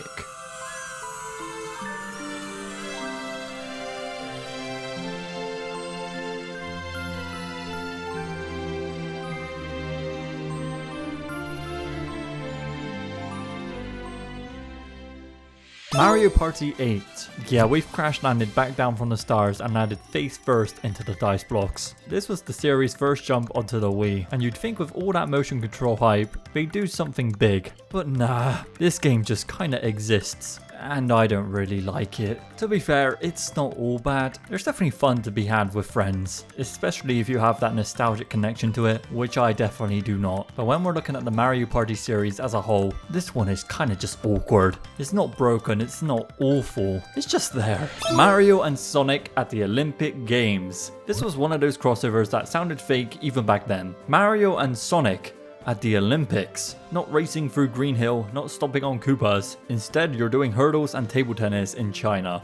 And yes, it is awesome. I had both the DS and Wii version, and I remember being obsessed with it. There is nothing like seeing Shadow the Hedgehog doing gymnastics, or seeing Luigi compete in the 100-meter dash like his mortgage depended on it. It was so janky and goofy, the motion controls on the Wii were a bit of a gamble, but this game felt like it was a proper event. Sega and Nintendo, after years of rivalry, finally teaming up, not for Smash Bros, not for this epic story-driven game, but for the Olympics. And somehow that just made it even funnier. Super Paper Mario. This entry completely shakes up the Paper Mario formula. Instead of being purely turn-based RPG, it blends platforming with RPG mechanics and adds a unique flip ability that lets you switch between 2D and 3D perspectives to solve puzzles and uncover secrets. The story is surprisingly clever and surprisingly emotional for a Mario game. The boss battles, I gotta say, they're pretty inventive, and the level design cleverly uses the flip mechanic, although some sections can definitely drag or feel a bit grindy when leveling up.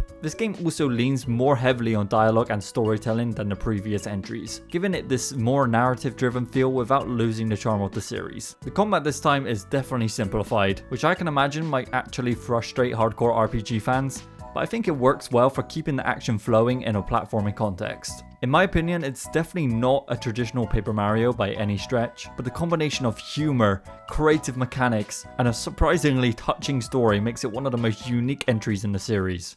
Just when you thought the 2000s couldn't get any better for Mario, Nintendo drops my personal favorite Mario Kart ever, Mario Kart Wii. There is something so special about the whole aesthetic of this game. The menus, the music, the sound effects, even the Wii wheel. I know it's just a plastic circle, but back then, that thing felt like tech from the future. I'm gonna start off by talking about the track list, because boy oh boy man, these are races that are burned into our collective memory. Tracks like Coconut Mall, Cooper Cape, Maple Treeway, and of course the Rainbow Road in this game. This is my favorite Rainbow Road of all time, like no questions. It's vibrant, it's brutal, it throws you into a black void every time you blink wrong, but it's just so beautiful. The music behind it is bliss, man. Every course in this game just hits. They're fast, they're creative, and they're complete chaos once the items start flying. And yeah, this is one of those games that just didn't care about fairness. It just wanted you to survive. You could go from 1st to 12th in 2 seconds flat, and it was hilarious. Mario Kart Wii also added an entirely new vehicle type, bikes. These were so different to normal karts. You could pop a wheelie to go faster on straightaways, and the handling was insane. Suddenly Funky Kong and the Flame Runner wasn't just a choice, it was the meta. The competitive game became absolutely wild for this game, with players optimizing every drift, shortcut, and time trial to perfection. But that's the thing, Mario Kart Wii was both. It was pure fun with friends, and it was hardcore speedrun culture. This was Mario Kart at its loudest, wildest, and most alive. Again, the soundtrack is just burned into our skulls. The characters also felt iconic, and the whole game just feels like the most 2008 thing ever. Till this day, it's still one of the most played Mario Kart games ever, because people will never stop loving it. It's more than just nostalgia, it's just that good. I love this shit so much. Mario Super Sluggers. This is the big follow-up to Mario Superstars Baseball, and every bit is so over the top. It's one of the most chaotic Mario sports games you'd expect. The Wii controls are accessible, motion swings feel satisfying without being frustrating,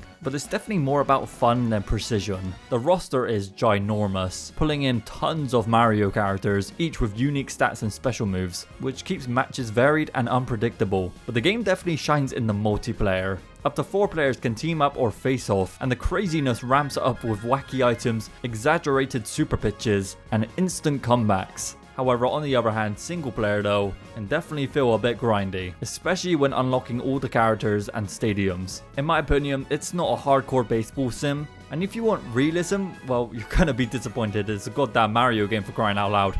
But as a chaotic multiplayer focused party game, it's a blast. Dr. Mario Online RX. It's just an updated version of the previous game, man. But now it has proper multiplayer, which lets you battle friends or random players over the internet. Guys, I can't lie, I'm low-key getting sick of Dr. Mario. I don't know how he keeps coming back to this profession. Mario and Luigi Bowser's Inside Story. This is the most odd story game ever. The game starts out with the Blorbs, basically turning residents of the Mushroom Kingdom obese. And then Bowser eats a vacuum shroom which allows him to inhale Mario and Luigi. So now the bros are stuck inside Bowser's body and he has absolutely no clue. Yeah, this is a weird one. You swap between exploring his guts as Mario and Luigi and rampaging through the overworld as Bowser, punching trees, breathing fire, and unknowingly getting powered up from the inside. It's such a peculiar concept, I'm actually like a bit mind-boggled by it. The gameplay loop is consistently evolving. One moment you're exploring his guts to power up his biceps, the next Bowser's fist fighting an evil tower, and then you get the giant Bowser boss fights, where he humongously grows and fights off entire castles. The The gimmick about this is that you actually have to turn your DS sideways, and to attack you have to yell into the microphone. This is so unhinged in the best way possible, but what really makes this game shine is the writing again. Mario RPG writing is just so hilarious. Bowser is consistently angry, consistently confused, and it's so perfect. Mario and Luigi speak entirely in gibberish, yet you know exactly what they mean. The tone is playful, chaotic, and somehow managed to be genuinely heartfelt, and that is exactly why I think it's one of the best games Nintendo ever put on the DS. Mario and Sonic at the Olympic Winter Games. This one actually holds a more nostalgic place for me compared to the first game. I remember the Wii version being one of those games I just throw on after school in the living room, wildly swinging my Wii remote around, pretending I was actually skiing down a mountain in Vancouver. However, half the time, I just end up smacking my brother in the face with the Wii remote. I used to say it was an accident, but that's kinda what made it fun. Now the Wii version leaned hard into the motion controls, and honestly some events were more waggle simulator than actual skill. But then you get stuff like figure skating or snowboarding that actually felt pretty slick, like I felt cool as hell doing this. It had that classic "this is janky as hell, but I'm having a time of my life" kind of vibe. But now let's talk about the DS version, because this is where I put the real hours in. It had a proper little story mode where you went around as Mario and Sonic characters, solving puzzles and competing in events, which made it feel like a proper game rather than just a minigame collection. I played this bad boy for hours on car rides, just grinding out every event until my thumb started to hurt. This one isn't the best in the series according to critics, but for me, it is one of the best in the series. It's the one that captured the Winter Olympics party game energy the most. Mario vs Donkey Kong Minis March Again. I'd honestly say this one's a bit of a hidden gem. Instead of controlling Mario, you're guiding a bunch of wind-up toy Marios through puzzle-based levels, setting paths, hitting switches, and hoping they don't march straight into a pit. This was basically Mario Maker before Mario Maker. The game came with a full level editor, and thanks to the DSi's online features, you could even share your creations with other players. For a little download-only game in 2009, that was seriously ahead of the curve. It's not flashy, but it's clever, and I think it's way more influential than people give it credit for. Unlike this next game, Dr. Mario Express. Alright, yeah, this game, there's nothing really here. It's Dr. Mario, but mini. You know, you match the pills by the color, clear out the viruses, and try not to panic when everything starts piling up. It's classic gameplay, just scaled down for a quick puzzle sessions on the go. It's solid for what it is, but after a few rounds, you're probably craving something with a bit more jump in it, and that's where our next game comes in. So let's end this decade with a bang. Let's end this decade with New Super Mario Bros. Wii. After bringing 2D Mario back in a big way on the DS, Nintendo asked a simple question. What if we let 4 people play at the same time? And the result was, well, New Super Mario Bros. Wii. A game that took everything great from the DS version and just blew it up. Bigger levels, new power-ups, and full-blown 4-player platforming. If you played this one with your siblings, you know it was part co-op, part competition, and part complete mess. But when I look back at it, that mess was brilliant, even when you are bubbling for the 5th time in a row. The level design stepped things up, it introduced slopes, dynamic platforms, and some genuinely tricky secret exits. It also gave us the propeller suit, which made escaping danger or reaching high points feel so cool. Flicking that Wii remote to perform it was so tough. And we cannot forget that they added the penguin suit, which basically turned Mario into an ice shooting torpedo. Plus Yoshi was back. Did he control well though? Not really. But did we all try to take him through the entire level? Yes. This game looked like the DS version, but more alive. Extra animations, layered backgrounds, little touches that made everything more energetic. And yeah, the vocals were in every single track ever. They burned that shit into our brains and there was no escape. The real highlight of this game though was that it wasn't just a single player adventure anymore. It was something you could share with 3 other people in the same room on the same screen, screaming at each other to stop running ahead. And even when the novelty wore off, the platforming held up. It's not the flashiest Mario game ever made, but it's one of the easiest to come back to. The kind of game where just hearing the intro music makes you want to pick up that Wii remote again, you know? And with that being concluded, we have finally reached the end of the 2000s. That was a full-on 50 minutes we just went through together, which means we're basically family now, so if you haven't already, please consider subscribing to the channel. Anyways, what a run, man. This was the golden era for Mario. It was banger after banger on every console, every genre, every platformer, kart racer, RPGs, rhythm games. So much joy and so many memories. But now it is time to move to the next level, because this next decade, well, they take Mario on one wild ass ride. Welcome to the 2010s, and welcome to one of the greatest sequels to a game ever made.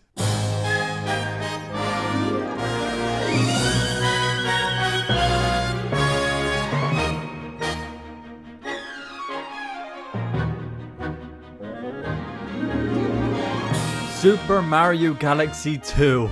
God damn it, man, after the first Galaxy completely redefined what a 3D Mario game could be, Nintendo didn't hit the reset button this time. They doubled down on it. More levels, more mechanics, and less of a story. This game was not here to waste your time. It tells a story that's far less deep than the first one, but once again, you're flying through galaxies, hopping on Yoshi, and somehow the level design is even better. Galaxy 1 laid that groundwork, but Galaxy 2 felt like a team that had figured out exactly what they were doing. Every world throws something new at you. Rotating cylinders, gravity swaps, cloud platforms, drill power-ups, even levels built around rhythm. And then, as I just mentioned, there's Yoshi this time. Finally back in 3D. He's fast, he's twitchy, and he's got a whole range of power-ups of his own. The light-up fruit reveals invisible platforms. You can use the blimp fruit to float upwards. The dash peppers turn you into a sugar-powered missile. He adds a ton to how you move through the game. Now for Mario, the Cloud Flower is maybe the standout new mechanic. All you gotta do is shake that Wii remote to create a temporary cloud platform, and suddenly you're thinking ahead about movement, placement, and timing. It feels creative without slowing you down.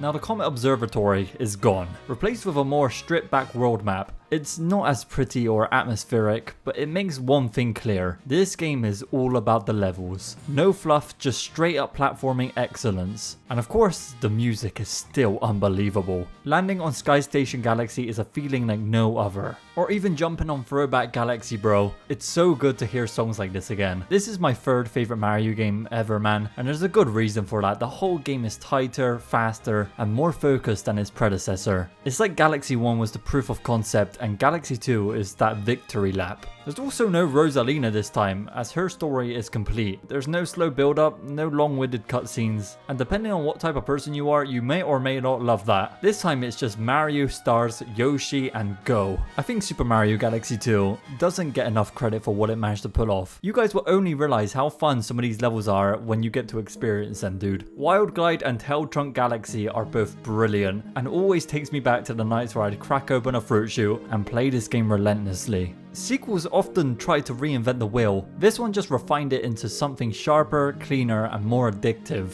And when people talk about what makes Mario special, this is the one that proves it wasn't just luck. It was intentional greatness.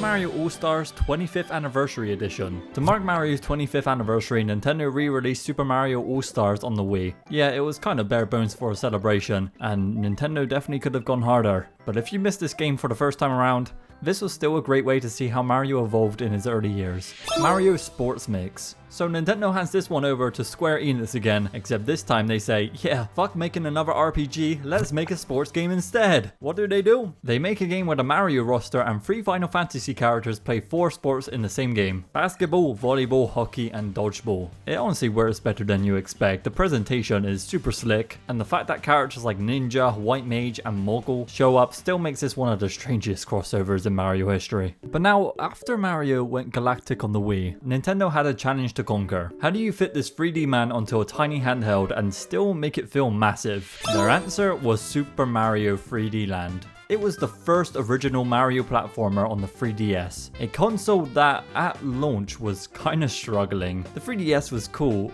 yeah, but there weren't any like killer apps. People weren't sold on this gimmick yet, so Nintendo brought out the big guns because they dropped 3D Land like a statement piece. Sure, the DS had 3D graphics, Mario 64 DS existed, but the 3DS, it brought actual depth. Not just 3D models, but that pop out of the screen effect that made platforming feel totally new. And 3D Land was the first Mario game to actually use that tech as part of the gameplay. This game is wild, kinda like if Super Mario Galaxy and New Super Mario Bros. Had a baby and then raised it on the Game Boy Advanced. It's 3D Mario but with fixed camera angles, bite-sized levels, and a tight linear design. You're still running, flipping, long jumping, and all that jazz, but the stages are built to be cleared in 90 seconds. I found the level design to be super smart. There's this rhythm to it, each level introduces a new thing. It's clean, focused, and consistently rewarding. It doesn't try to be a full console experience experience and it embraces the platform it's on. 3D Land isn't always talked about in the same breath as Galaxy or Odyssey, but it kicked off Mario's 3DS era in style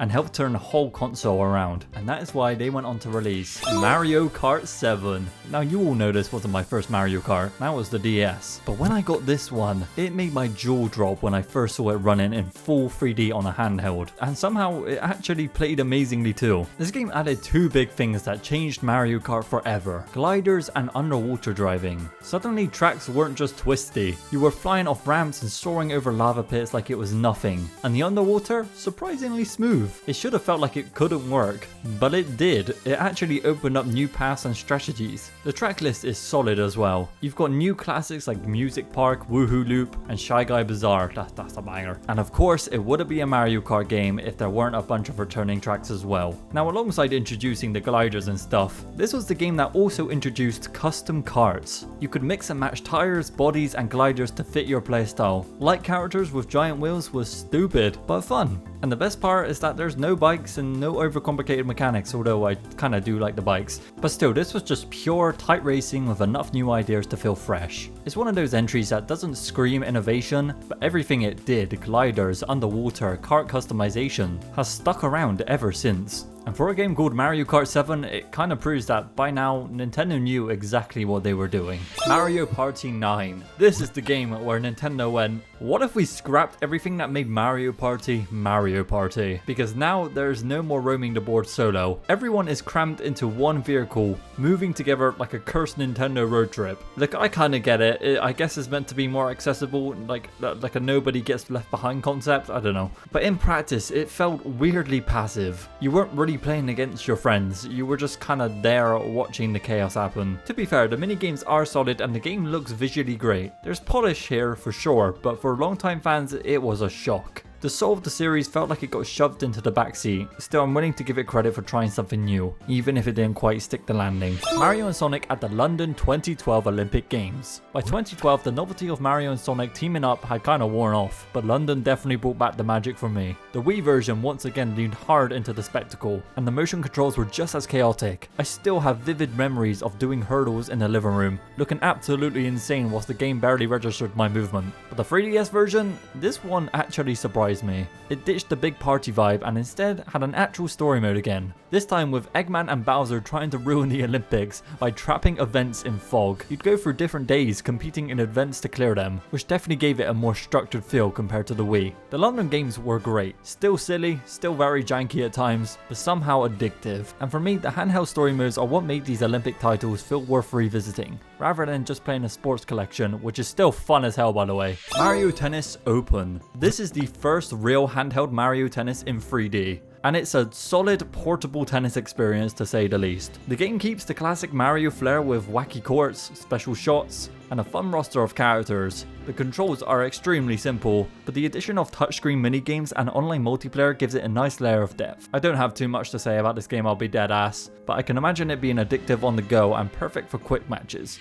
New Super Mario Bros. 2. After Mario Party 9 took a gamble and shifted the formula around, Nintendo got back to the basics with New Super Mario Bros. 2 on the 3DS. With the success of the first game on the DS, and its Wii follow-up, Nintendo clearly decided to crank it up a notch. But how do you make a game like this stand out? It's simple, you make the coins the focus of everything. Yeah, this game isn't just about collecting stars, hopping on flags, or saving princesses. No, New Super Mario Bros. 2 decided that the entire game was going to be about coins, and boy did it deliver. This game is like a money-making machine on steroids. Coins are everywhere, hidden in blocks, in the air, in the backgrounds. They're just constantly everywhere. The entire gameplay loop is built around the idea of collecting as many coins as possible. But you know what's crazy? Despite it all being about coins, the game never feels too repetitive. The level design is so clever and each world has a bit of a unique vibe. From the golden flowers that let you spawn coins to the crazy coin rush mode where you're racing to collect coins as much as possible in a limited time. It honestly feels like a weird but brilliant mix of Mario's classic platforming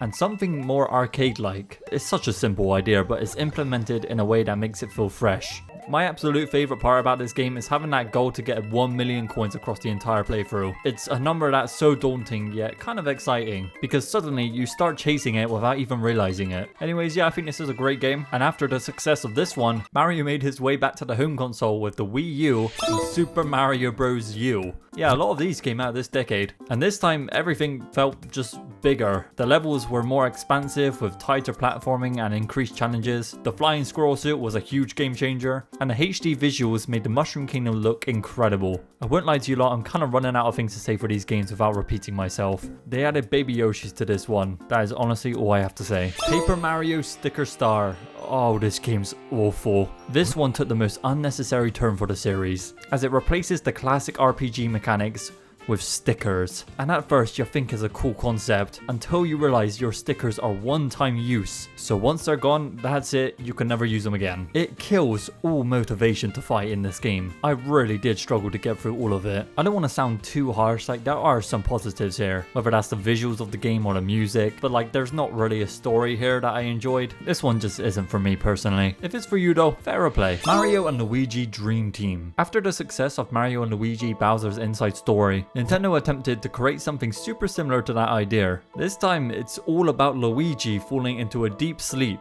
and that sleep is so powerful his dreams come to life, sucking Peach inside them. And then of course, Mario has to jump into his brother's dream world to rescue him and Peach. Such an odd concept, man, like who comes up with this type of stuff? What makes this game stand out is how it blends the real world and Luigi's dream world. In the dream world, Mario takes on an entirely different set of abilities, physically manipulating Luigi's dreams to solve puzzles and take on enemies. You can also control Luigi in his dream state. This lets you use his dream powers, oh my god, I'm saying dream so much, which allows you to attack enemies and interact with the environment in creative ways. My only flaw with this game is that it's really long, and the story has this slow build up, and the dream sequences, while they're creative, sometimes drag longer than they should. It feels like it could have been trimmed down a bit, but when it hits hard. Those dream battles are honestly some of the most creative fights you'll see in a Mario and Luigi franchise. All in all, it's a solid entry in the series. It's weird, it's fun, and it's got all the quirky charm we've come to expect from Mario and Luigi's adventures. Mario Arcade GP DX. Alright, so I went to my local bowling alley. Turns out they had this game, so me and my mate jumped on it, and well, let's just say I absolutely obliterated him. Yes! And yeah, they make you take a picture of your face before you start, so here I am. That is what I look like.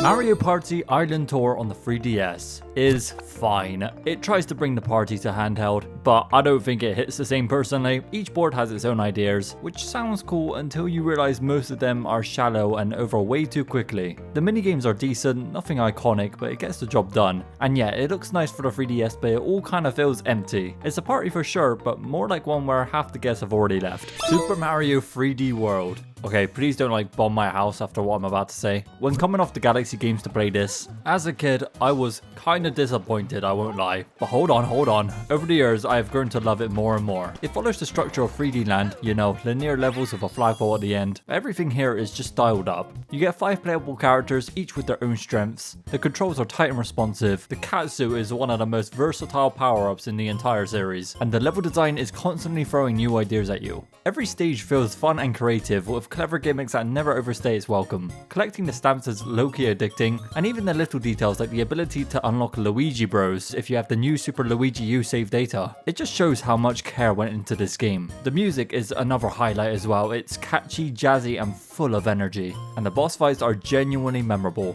Look, the Nintendo Switch port made it faster and added Bowser's Fury. We'll touch on that later. But even on the Wii U, 3D World holds up beautifully. It might not be the grand open Mario game people expected, but it's one of the most polished, creative, and purely fun entries in the whole series. And speaking of pure fun, let's talk about our next game, Mario Kart 8. You know a game is good when it still feels like it came out last week. That is how smooth and polished Mario Kart 8 is. Easily one of, if not the best handling racing game ever made. The controls are so precise and responsive that it's genuinely hard to imagine how Nintendo could have topped this, but they definitely did. The character roster is solid. and I say that in that tone because it is bloated by all the Koopalings. But the real stars here are the tracks. Every single course feels lovingly crafted, both in layout and visuals. The art style is crisp and colourful, and it aged like fine wine. New tracks like Mount Wario, Electrodome, Sunshine Airport and Shy Guy Falls are unforgettable, and even the retro tracks feel brand new thanks to how much they've been rebuilt. And of course I gotta talk about the anti-gravity sections letting you race the long walls and ceilings. This is just to look cool, I reckon. Even if they don't radically change the gameplay, all they add is just pure flair and it's awesome. The item lineup is strong as well. The Super Horn is just the most perfect item if you're in first place. That blue shell can quite frankly do one. But you know what, I could also really do without the coin showing up so often. These things are just so common. Now if there is one other area where the Wii U version stumbled, it's the battle mode. It reused normal tracks instead of arena styled maps, and it just didn't work. I mean, it felt lazy and so rushed. Thankfully, Mario Kart 8 Deluxe on the Switch fixed that and turned a great game into a near perfect one. But before we get to that, let's talk about Mario Golf World Tour. I'm holding my hand out when I say this. This game doesn't get the credit it deserves, because I think it's secretly one of the most polished Mario sports games out there. This offers a perfect blend of arcade fun and genuine golf mechanics. Whether you're just aiming for a par or going for trick shots, it feels great to play. And it's surprisingly deep. There's real strategy involved with shot selection, wind, spin, and terrain, but it never feels like overwhelming. It's definitely not as flashy as Mario Tennis or Mario Kart, but for what it is, World Tour nails it. Quietly one of the best Mario sports games. I really do recommend you play this game, and that is coming from a non-golf fan, so that's gotta say something. Mario vs Donkey Kong Tipping Stars. This game is kind of a snooze fest, man. It sticks to the mini Mario formula. You just gotta guide your little wind-up toys to get to the goal by building bridges, toggling switches, and solving puzzles. But if you've played any of the previous titles, you've pretty much seen it all before. But the big new feature was the tipping system. Basically, you could create your own levels and earn stars from other players as tips. A cool idea, but the community never really took off, so it ended up feeling a bit underused. This game is functional and it's quite polished, and most importantly, it works, but it also feels like Nintendo on autopilot. Not bad by any means, just lacking that spark. Mario and Sonic at the Sochi 2014 Olympic Winter Games. This one always felt a little forgotten. It was the first entry on the Wii U, and honestly, I barely knew anyone who owned it. The game looked gorgeous for the time, the snow effects, the HD character models. Finally, Mario and Sonic didn't look like blocky Wii figurines anymore. But the big issue is that they stripped out the story mode that made the DS and 3D version so fun. It went back to being just a console release with a collection of minigames. That said, I'm not gonna bluff. I still had fun with this game. I mean, how can you not? It's the Winter Olympic Games, man. The skiing felt smoother with the Wii Motion Plus, making it one of the few events that I actually went back to a couple of times. But here's the thing, Sochi 2014 was supposed to be the big showcase for the Wii U, and instead it ended up feeling really bare bones. My core memory for this game is borrowing it from a friend and binging it over the weekend, but when I gave it back, I never really felt the need to play it again. That said, returning back to it now, it's not a bad game at all. Just one of the more entries in the series, you know. Dr. Mario Miracle Cure. This is like a greatest hits collection of the series. It's solid, familiar, and just a little bit experimental. You obviously get your classic pill dropping virus cleaning gameplay with that satisfying snap when combos go off. But what sets this one apart is the Miracle Cure gimmick.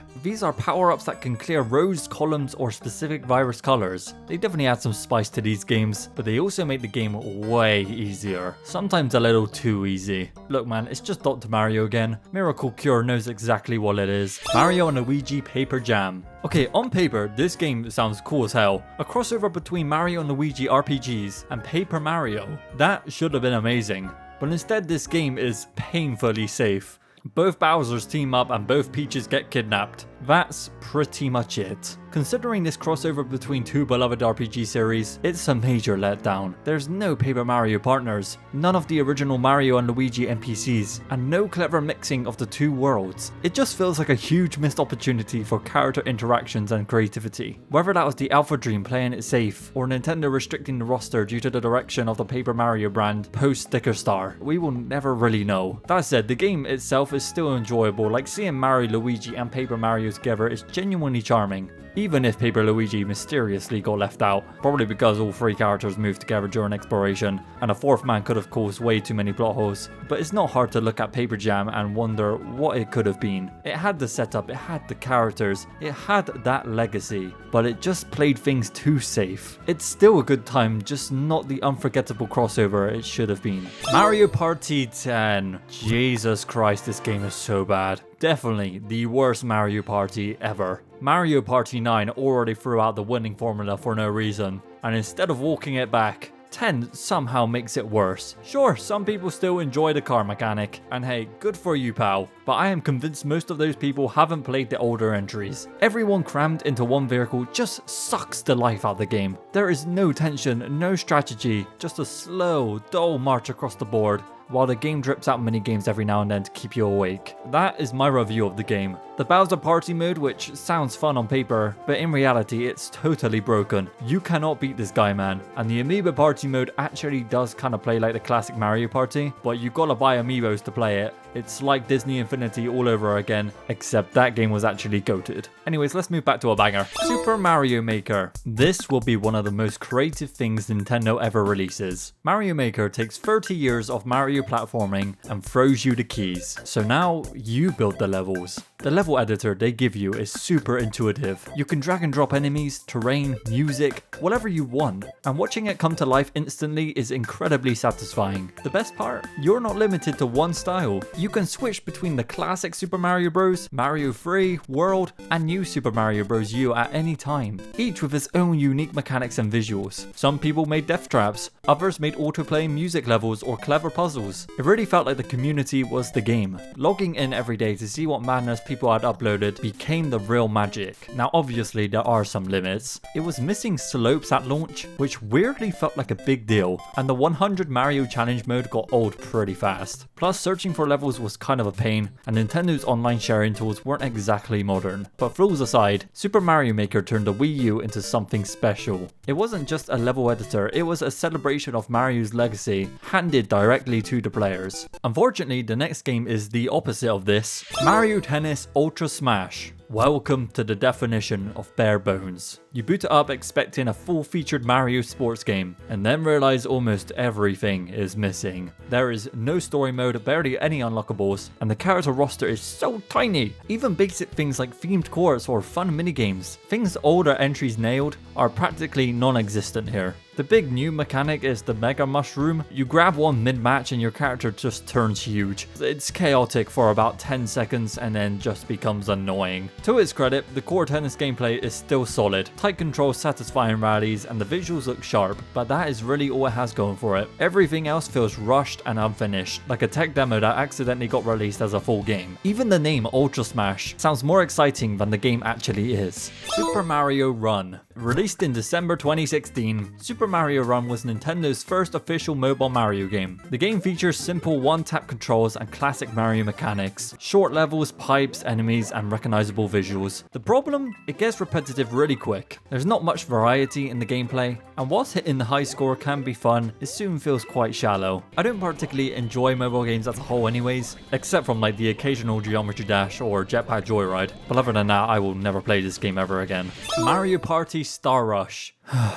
It is clear that this series has lost its way. This time, there's no board where everyone takes turn rolling the dice. Instead, you all move at the same time, racing to collect the most stars. It's an attempt to speed the game up, but it just ends up feeling chaotic and messy. Everyone is moving in different directions, and it's hard to keep track of what's actually going on. The minigames are, again, okay, but nothing groundbreaking. The game also has the Toad Scramble mode, where you can play as Toad and collect allies for your teams. But this does not do enough to make up for the lack of central, cohesive experience. What really hurts Star Rush is that it feels like another step back. The boards are so simple, the rules are convoluted, and the whole thing itself feels like a half-baked attempt at something new. And if I said it was good, I'd just be lying to myself at that point. Super Mario Maker for the Nintendo 3DS. This is a solid port of the original, but it's hard to shake the feeling that something's missing. The core experience of creating and playing Mario levels is still intact, however the online sharing options are a huge letdown. Unlike the Wii U version, which allows you to upload and download levels worldwide, this one limits sharing to local single play and codes. It's a real disappointing step back, especially since the magic of the original was exploring an endless sea of user-created levels.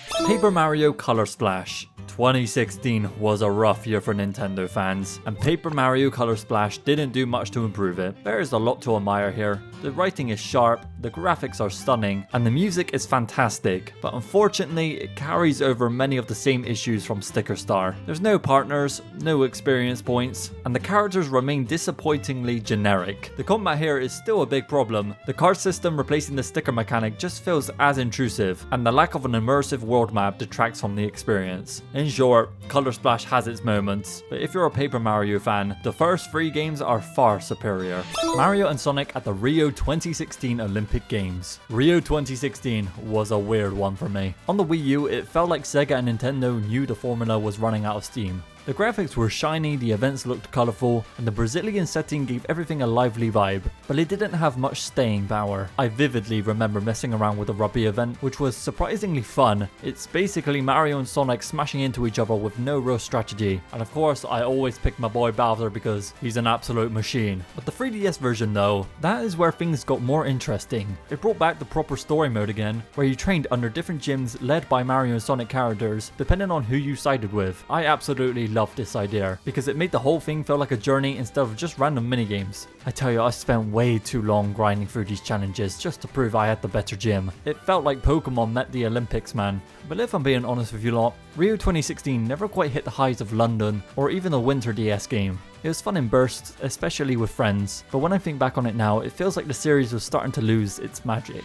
Mario Sports Superstars. Man, I really want to lift the mood up, but here, Nintendo tries to cram 5 sports games into one package, and whilst it's like low-key fun at times, it's just not the deepest game. I mean, it's more like a collection of minigames rather than a complete sports experience. It's definitely a good pick up and play title, but it doesn't offer that lasting appeal that other Mario sports games have. Mario and Luigi Superstar Saga plus Bowser's Minions. Guys, I'll tell you what, we've had some absolute rotters in the 2010s. And clearly Nintendo knew that because they ended up re-releasing one of their best games ever, Mario and Luigi Superstar Saga plus Bowser's Minions. As a remake, of course. It enhances everything from the original while staying faithful to what made Super Saga great. The addition of Bowser's Minions mode was not a game changer, but it adds some extra content for those who wanted more. If you missed the original, this is an excellent way to experience one of the best Mario and Luigi games. And if you're a fan from the get-go, it's still a delightful trip down memory lane with just enough new content to keep it fresh. I don't know why I'm acting like this game came out 2 days ago. It's been like, what, 8 years now?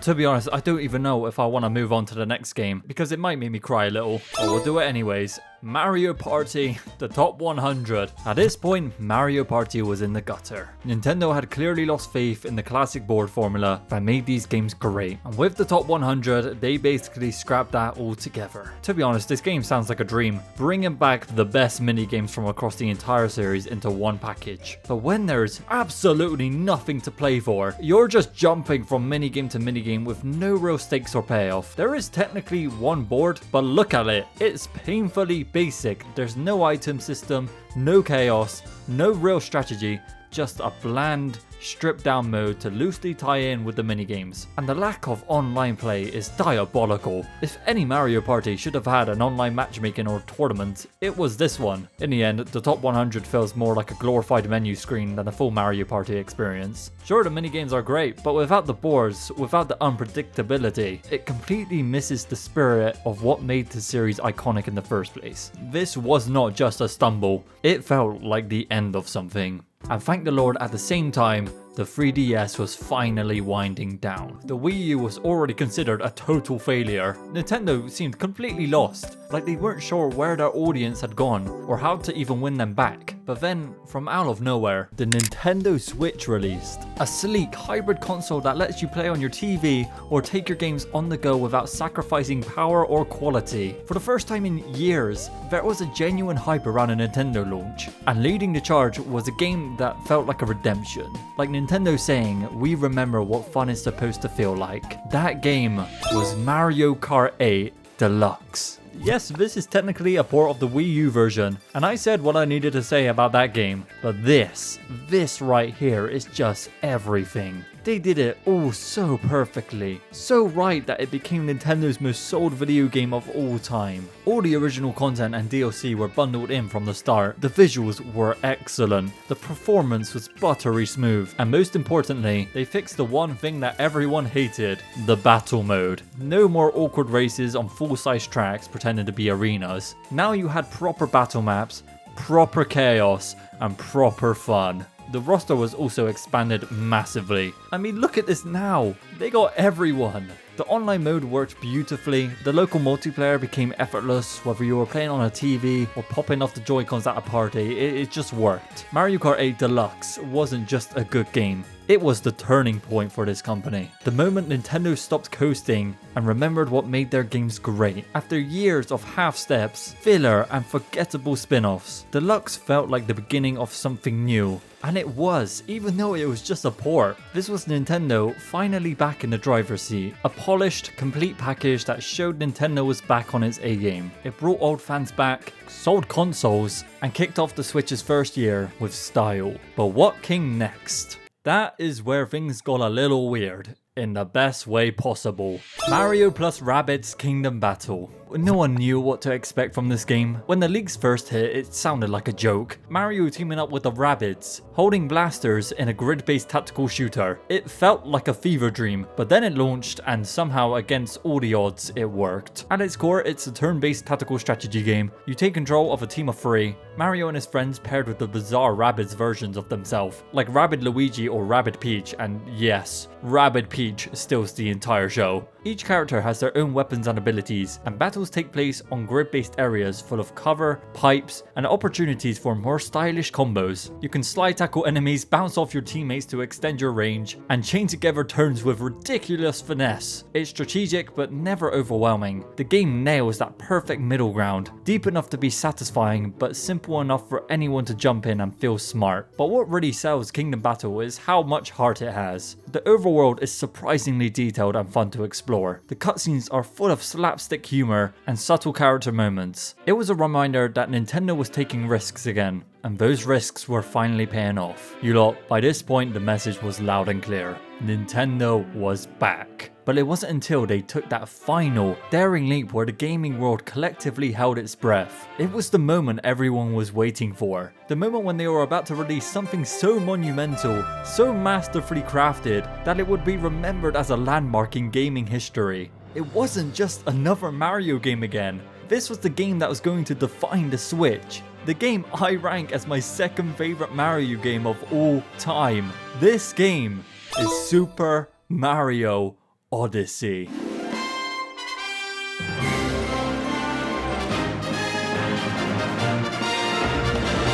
From the moment you hit play, it's clear this game is out to impress. The music alone is enough to knock you flat on your ass. An orchestra swell that lifts you off the ground and shoots you straight into the stratosphere. And that's just the start. The Cascade Kingdom fills you up with so much adventure. You can then turn into chain chomps, knock down this rock and, wait for it, transform into a T-Rex. You're literally stomping around as a massive dinosaur. If that's not peak gaming, then I don't know what is. Seriously, how the hell are you not playing this right now, even 7 years later? From the very start, you figure out that Odyssey is a game with no boundaries. And while the influences are pretty obvious, it doesn't lean on nostalgia. This game reinvents the formula. It's not about trying to recapture what came before, it's about forging something new. Something wild. Every kingdom you visit in this game feels like its own little universe. It's a platformer, sure, but it's also this huge, sprawling playground where you're free to do whatever the hell you want. Want to throw your hat, jump off it, and then dive into it again? Go for it. You can form into a ball again like they did in Mario Pinball and roll down hills like a crazy person.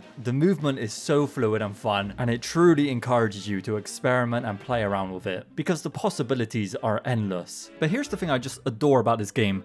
Odyssey doesn't try to milk every idea to death. Instead of staying focused on a single mechanic for too long, it constantly throws something new your way. Suddenly you're turning into an electrical wire, and then a Goomba, because why the hell not? And before you know it, you're capturing a tank and firing explosive shots all over the place. This game never ever slows down, and every new twist feels fresh, exciting, and fun. I honestly can't remember the last time I played a game where I felt this excited just to mess around and see what happens. It's like being a kid again, discovering new things everywhere you look. back. And the world design complements that even more. Odyssey isn't just about the cool transformations, it's about how every corner of the game is packed with secrets, challenges, and delightful surprises. Take New Dog City for example, probably the most iconic world in this game. You can jump on taxis, swing from streetlights, and do things I never thought was possible in a Mario game. This city is so alive, and every building, alleyway, and street corner holds something for you to find. And the music is just chef's kiss. This is the kind of moment that makes you want to give it a standing ovation. Every kingdom you visit just has its own personality. Like dude, this one has a dragon you have to fight. It's a small world, but it's so cool for what it does. This game is truly massive. You can collect moons throughout the entire game, and while you only need 120 to finish the main story, there are a whopping 830 moons scattered across the world. And the best part? The game just keeps on giving. Once you think you've seen everything, there is a new challenge waiting around the corner. Even after you beat the main story, every level is flooded with new challenges. It's one of those games where the journey never really ends, because there's always something new to discover. And the heart of this game is how much it commits to freedom. Odyssey doesn't hold your hand at all. It doesn't force you to play a certain way. You get to explore, experiment, and find your own fun in a world that's bursting with possibilities. By the time the credits roll, you realize that Super Mario Odyssey is a fucking masterpiece. It's a celebration of everything Mario is and can be. And now that I really think about it, it might actually top Galaxy for me. This is some unholy glaze I'm giving it, but it's just pure joy wrapped in a bow of creativity. If you can play this game and not feel a little emotional about it, man, you might be a robot or something, because this is what gaming is all about.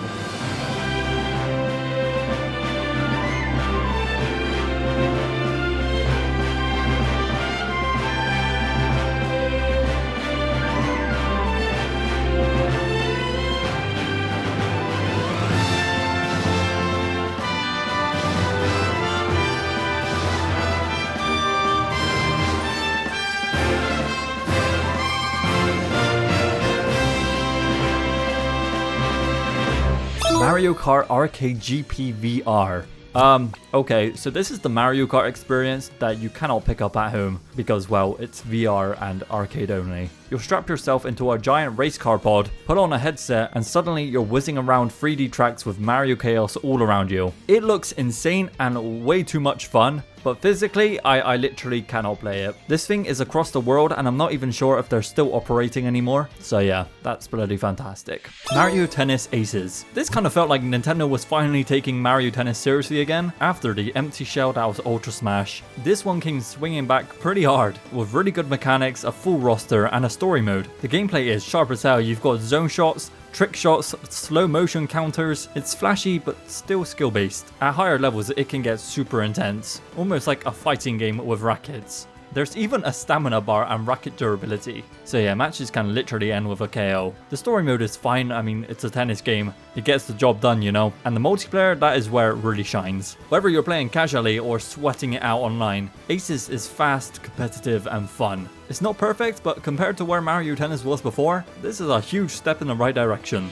Super Mario Party. After years of missteps, Super Mario Party finally brings the series back to its roots, and honestly, it feels good to be back. The character roster is the strongest the series has ever had since this, with 20 unique picks that makes the game feel full and complete. The boards on the other hand, well, there's only 4 of them, which feels incredibly limited, especially considering how fun and well designed they actually are. I find it wild that we never got any updates adding more, especially when other Nintendo games like Mario Tennis and Golf were getting post-launch support. That said, the minigames are great, they're creative, polished, and the ability to practice them directly on the control screen is a fantastic addition that saves so much time. As for the side modes, River Survival, Soundstage, Toad's Rec Room, they're okay, but mostly forgettable. You might try them once and never go back. In the end, Super Mario Party is a strong step in the right direction. We're finally kinda back. New Super Mario Bros. U Deluxe. This is a solid package, but for 2019, it felt like Nintendo was playing it a little too safe. This is a port of the Wii U launch title, and don't get me wrong, gameplay-wise, it's great, this is a good game. But the problem is that we've seen this before. I can understand re-releasing Mario Kart 8, but for the 2D games, by the time this hit the Switch, the new style had already started feeling pretty old. That said, it is still a great 2D Mario game, especially with the addition of Toadette and Nabbit making things more accessible. And having the full Luigi expansion included is a nice bonus for those wanting more challenge. It just felt like Nintendo was holding on the brakes for a brand new 2D game. And I mean, a little later in this video, we'll get to that. But for now, let's move on to our next game, Super Mario Maker 2. If the original Mario Maker was a creative spark, then Super Mario Maker 2 was a full-blown toolkit. This sequel took nearly everything fans loved about the Wii U version and cranked it up to the heavens. More parts, more themes, more style, and finally a proper story mode. And that story mode is actually genuinely great. It's packed with 100 plus Nintendo designed levels that show off the wild potential of the editor. It's a perfect entry point for people who want to play without diving straight into building. The level creation tools are deeper than ever. You can now make vertical levels, use slopes, toggle clear conditions, and even build fully connected worlds, basically designing your own mini Mario game. The only real downside is there's no styled based editing like on the Wii U, so building can feel a little bit clunkier in handheld mode. Online sharing is much better this time too, with tags and filters that help surface genuinely creative levels. Mario Maker 2 doesn't quite have the novelty of the original, but as a creative platform, it's one of the most impressive toolkits Nintendo has ever made. Mario Kart Tour. Okay, this might be a bold pick, but I don't like this game at all. I don't know if the community stands by that, but this game is just not Mario Kart to me. It's filled with city maps, and I just find that so boring. Imagine how I felt when the booster pack for Mario Kart 8 Deluxe was filled to the brim with these maps.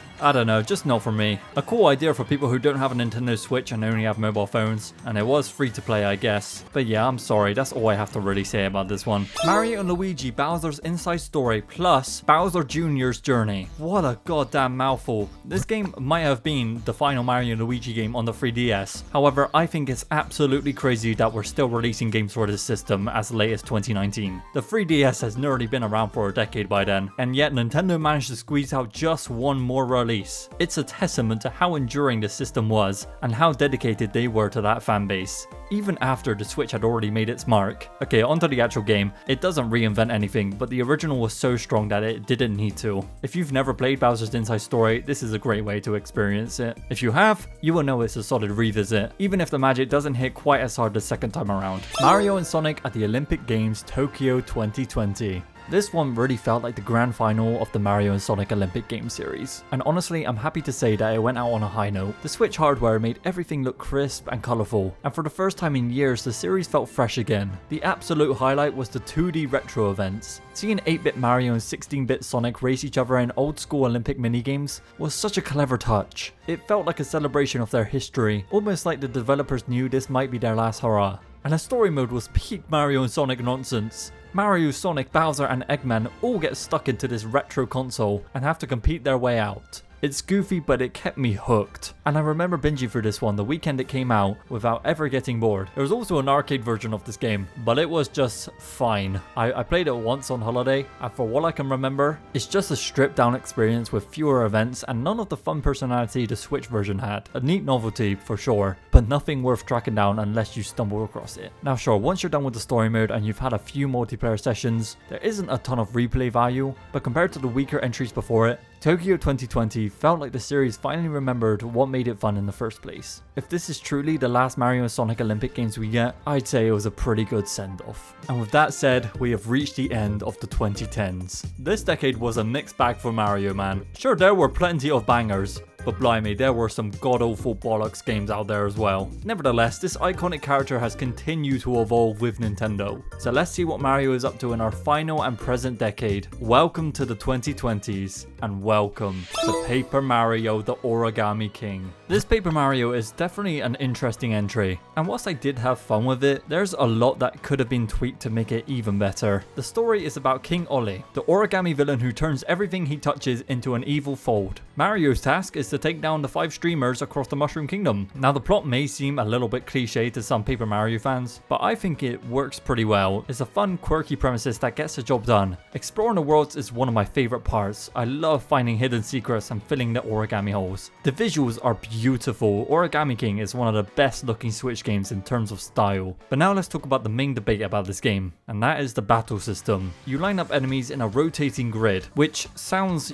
unique, I guess, but in the end, it feels more like a puzzle than an actual battle. I found that there's no real strategy. Once you line up the enemies correctly, you're good to go. The timer doesn't even matter much either since you can extend it, or even have the game to help you out. I would have preferred something more traditional, like the 1000-Year Door. Sadly, I also think the partners are kind of a letdown. This time they're just generic Mario enemies with no special moves of their own, and you don't even control them, they pop up when needed. It feels like a half-hearted attempt to satisfy fans, but the one really good thing this game has were those boss battles. These were a blast. Fighting a giant hole puncher or a pair of scissors sounds stupid, but it actually works and makes for some of the most memorable moments. There's even like a weird Wind Waker vibe in the purple streamer segment, with sailing and exploring different islands. It's strange, but in a fun way, you know? I don't dislike Origami King, it has its charm and creativity, but it could have been so much better with a more classic battle system and actual partners that interact with you.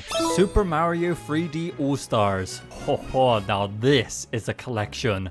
Bringing back Super Mario 64, Super Mario Sunshine, and Super Mario Galaxy to the Switch. The nostalgia is so strong, and being able to play these on the go is a huge bonus. Now, while the ports look decent, they don't do much to modernize the games. 64 gets a HD upgrade, but the controls and cameras still feel dated. Sunshine looks better, but still suffers from camera issues. And Galaxy, well, it's the clear highlight. The smooth controls and visuals are crisp. I think the biggest downside is the lack of content. There's no major updates or remakes, just straightforward ports. Honestly, still a great collection for newcomers, but it could have been so much more for the fans. Like, at least throw in Super Mario Galaxy 2 as well, man. That really got left behind in this. And of course, I gotta mention how stupid it was for them to make this a limited time game only available for 1 whole year. Why did you do that, Nintendo? Like, genuinely, people would still be buying this today if you didn't take it off the shelves. It's so silly, but not as silly as our next game, Mario Kart Live Home Circuit. Honestly, I bought this game thinking it'll be some bare bones dog's bollocks. However, I've gotta admit,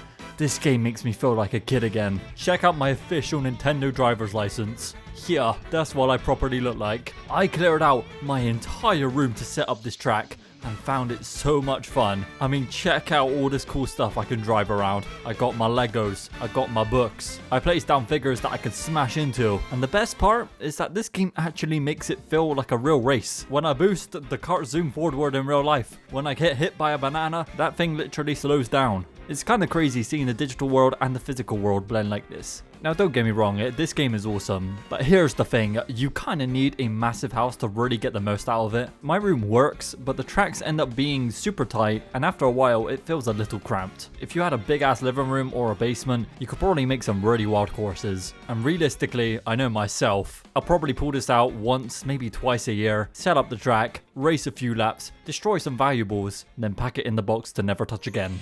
Super Mario 3D World plus Bowser's Fury. What an excellent package that combines two very different yet equally enjoyable Mario experiences. 3D World is a fantastic port of the Wii U classic, offering polished visuals and smooth gameplay on the Switch. The co-op platforming is still incredibly fun. The addition of online multiplayer is also a lovely touch. But now let's talk about Bowser's Fury. This is a brand new open world adventure that feels like a mini 3D Mario game on its own. Your task is to take down Bowser, who's gone completely berserk, and you'll stop him by collecting cat shrines across the open world. It's an interesting mix of free roaming and traditional Mario platforming, with some surprisingly fresh ideas. I remember when this released and everyone was just saying how this was like a test for the next 3D Mario game, and I mean 4 years later we still have no update, but hopefully soon, man, hopefully soon we can get that 3D open world Mario game. Mario Golf Super Rush. Okay, yeah, this game's fun. It's a fast-paced entry to the Mario Golf series. The core golfing mechanics are simple and approachable, making it great for casual play. The speed golf mode is definitely the highlight here. Racing through courses whilst hitting shots adds a frantic, competitive energy that's honestly pretty addictive. I also thought battle golf is another cool idea, mixing traditional golf with some chaotic territory controls. That said, the game falls short in a few key areas. The character roster feels limited again, and the courses, while they're fun, they don't offer variety. The single player mode is underwhelming, and the RPG style adventure doesn't have the depth to keep you engaged for long. It's clear that they tried to add variety with the new modes, but it often feels like they're not fully fleshed out. It's hard to say, man. Super Rush is a solid multiplayer experience that delivers quick engaging rounds of golf, but if you're looking for a deep content rich golf game, it leaves a bit to be desired. Mario Party Superstars. Ladies and gentlemen, After years of experimenting with different mechanics that didn't work, Nintendo brings back the classic gameplay fans know and love, and it's all for the better. Mario Party has been restored. This game pulls together a collection of iconic boards from previous entries, plus a ton of classic minigames, and it's basically just a celebration of everything that made Mario Party a staple of the franchise. The board game format is simple yet fun. It has the chaos of the dice rolls and star collecting that Mario fans crave. The character selection is solid and the visuals are really crisp, bringing this series into the modern age whilst keeping the classic Mario Party charm. Now unfortunately, like the previous Mario Party we just reviewed, this game does feel a little light on content because there are only 5 boards, and while they are great, it would have been nice to have more, man. Still, Mario Party Superstars nails what made the series so addictive. I'm just happy they fixed this series, man. It's been a long time coming, and honestly, talking about the Mario Party series as a whole in this video feels like a damn side quest itself. Mario Strikers Battle League. This one crushes my soul a little bit because I remember being so excited for this game to come out. I loved the other 2 games, so you could imagine how much my smile faded when I finally got my hands on this one. It's been 15 years since the last Mario Strikers, and Nintendo cooks up a game that makes you sad to think about. Battle League had potential, but misses the mark in every single way ever. The gameplay is so mediocre, with some strategy, but the overcomplicated controls makes it tough to get back into. There's no fresh ideas or progression to make it stand out, you know. The character roster, in my opinion, is pretty bare bones. You will see the same characters almost every single game, and the lack of items and variety in stadiums feels like a step backwards. The gear system is pointless. Changing stats doesn't change how the character feels, and online play only supports 1v1 or 2v2, which is just so stupid for a game that should have been an all-out 4v4 action. Listen, the animation is fantastic, but you will see the same clips over and over again, which takes away the special factor about it. Mario Strikers Battle League is bad. There is no overcoating that. It definitely doesn't justify the price it released at, and sadly it's another example of a Nintendo game launching incomplete, only to get updates that don't fix the core issues. Thank God our next game is awesome because I'm low-key getting depressed reading this script right now. So let's move on to Mario plus Rabbids Sparks of Hope. They actually made a sequel for Kingdom Battle, can you believe it? And somehow they managed to make it even weirder, even flashier, and way more fun. First off, they ditched the whole grid system. You can actually move around during your battles now, pretty much like free roam tactics, and it's really great. It makes combat feel way more alive and way less like homework. You're dashing into enemies, team jumping all over the place. The new sparks are basically little star creatures that give you powers, whether that's fireballs or shields or whatever chaos you want to bring to the battlefield. It's goofy and gives a load of options for team combos. Exploration in this game is way better too. There are more side quests, more optional fights, more reasons to poke around. The worlds are genuinely fun to explore, and the dialogue has that same bizarre Rabbids humor that somehow works in a Mario game. If I had one gripe, and this is very, very small, it's that the difficulty is kind of all over the place. One minute you'll be cruising, and the next minute a bomb ends your entire career. It's just super random, but like I guess that can add to the chaos. Sparks of Hope is weird, loud, tactical, and somehow incredibly charming. But in my opinion, definitely not as great as this next one, Super Mario Bros. Wonder. Wonder came along like a creative explosion. The Wonder Flowers completely changed how each level works. Pipes wiggle, piranha plants start singing, Mario turns into a Goomba, an enemy, a slime, an inflatable balloon, whatever the level demands. Every stage throws a new idea at you, and it's not just a gimmick, it feels so purposeful. I mean, the moment you touch your first Wonder Flower, the game explodes with creativity. One level might suddenly turn into a musical number with singing piranha plants. That's the second level, by the way, it's so fun. And another has you rolling around the stage as a giant spike ball. Other turns the entire screen into a silhouette, or flips gravity, or turns you into a Goomba. Every stage has that what is gonna happen next energy. And that unpredictability is exactly what 2D Mario needed. It's what I needed, man. The 2D Mario games were severely lacking, and the anticipation of getting a Wonder Seed for each level is so exciting now. And even outside the Wonder effects, the level design is brilliant. It's classic Mario platforming, but with more personality. Elephant Mario is iconic. He's chunky, he's adorable, and he says wowie zowie. For some reason, that never gets old. Bubble Mario lets you trap enemies. Drill Mario allows you to tunnel underground. All of these power-ups feel so unique. And now let's talk about the art style. Finally, a 2D Mario game that doesn't look like plastic. The animations are fluid, the colors pop, and the characters all have expressive little details that makes the whole game feel more alive. Mario's hat wobbles when he runs. He makes funny little faces when you run into a wall. It's subtle stuff like that that adds so much charm. The soundtrack is catchy and playful, just like the game really. And the voice acting, well, this is the first time Charles Martinet isn't voicing Mario. And honestly, you could barely notice, this new guy nails it. Mario Wonder also has a badge system, which gives you different abilities like higher jumps, floating, wall climbing, and a lot more. I personally only really used the high jump because it was the most convenient and most helpful. But it's definitely a clever way to add customization to a 2D Mario game. It also actually changes how you approach each level as well. Like some badges are great for casual players, whilst others make speedrunning or challenge runs way more fun. Now, is there anything bad about this game? Honestly, not really. Some of the multiplayer can get a bit chaotic and hard to follow, especially if you have 4 players bouncing around. And yeah, maybe not every wonder effect is mind-blowing, but that's just nitpicking at this point. What makes Super Mario Bros. Wonder special is how it finally breaks out of Mario's safe zone in the 2D genre. This isn't just Mario by the numbers anymore, it's Mario by the Dream Team, clearly made by people who are allowed to go nuts and have fun. This is the most refreshing 2D Mario since like Super Mario World 2. It's not just a return to form, it's a complete reinvention of what 2D Mario can be. And in a weird way, Wonder lives up to its name more than anything else in the franchise.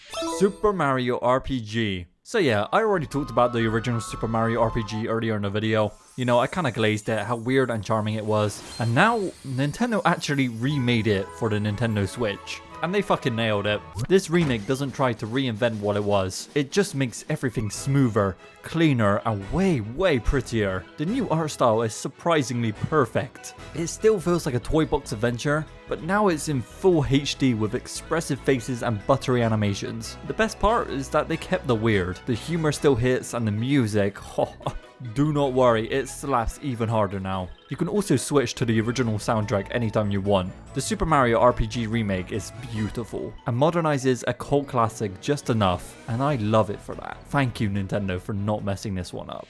Mario vs. Donkey Kong. Okay, so after Super Mario RPG, it was clear that Nintendo was leaning into remakes. And next up was a forgotten GBA game, Mario vs. Donkey Kong. Now in HD with smoother animations, vibrant backdrops, and a full co-op, it feels far more alive than the original. The core gameplay is mostly unchanged, but the level design is sharper and the new worlds add a bit of freshness. Now the co-op is where it really shines. What once was a slow, solo puzzler becomes a fun shared challenge. Just don't expect like big set pieces or tough levels. It's a chill, low stakes Mario game. Perfect for like a podcast in the background vibes, I don't know. Paper Mario, The Thousand Year Door Remake.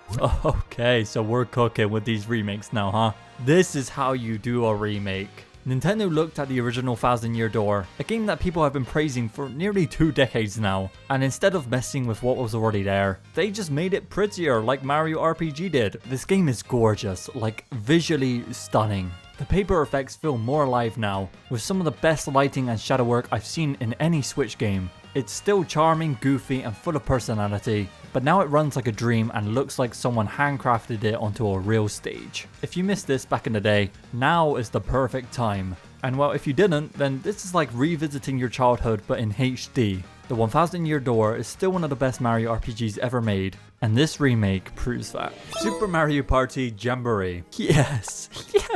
Everyone get on their knees for Nintendo, because they finally released an insanely good Mario Party. Super Mario Party Jamboree kicks off with a confident statement. This is a bigger, bolder Mario Party than ever. And after playing, it's clear that it's not just hype. This isn't just another Mario Party entry, it's a true return to form, and arguably one of the best in the series. First things first, the boards. There are 7 of them, and they might just be the best we've ever seen in a Mario Party game. Each board brings something new to the table, from Rainbow Galleria's price-cutting sales to Goomba Lagoon's shifting water levels. No board feels like filler, the mechanics are unique, and the strategic risk to reward decisions keep every turn interesting. I found myself on the edge of my seat, especially with the addition of board specific items that add new layers to the gameplay. Some may argue that this is just another Mario Party with luck based events, but I think Jamboree nails that balance between strategy and fate. It's all part of the chaotic fun that I missed, and I am here for it. Overall, I think Super Mario Party Jamboree is an absolute win for the series.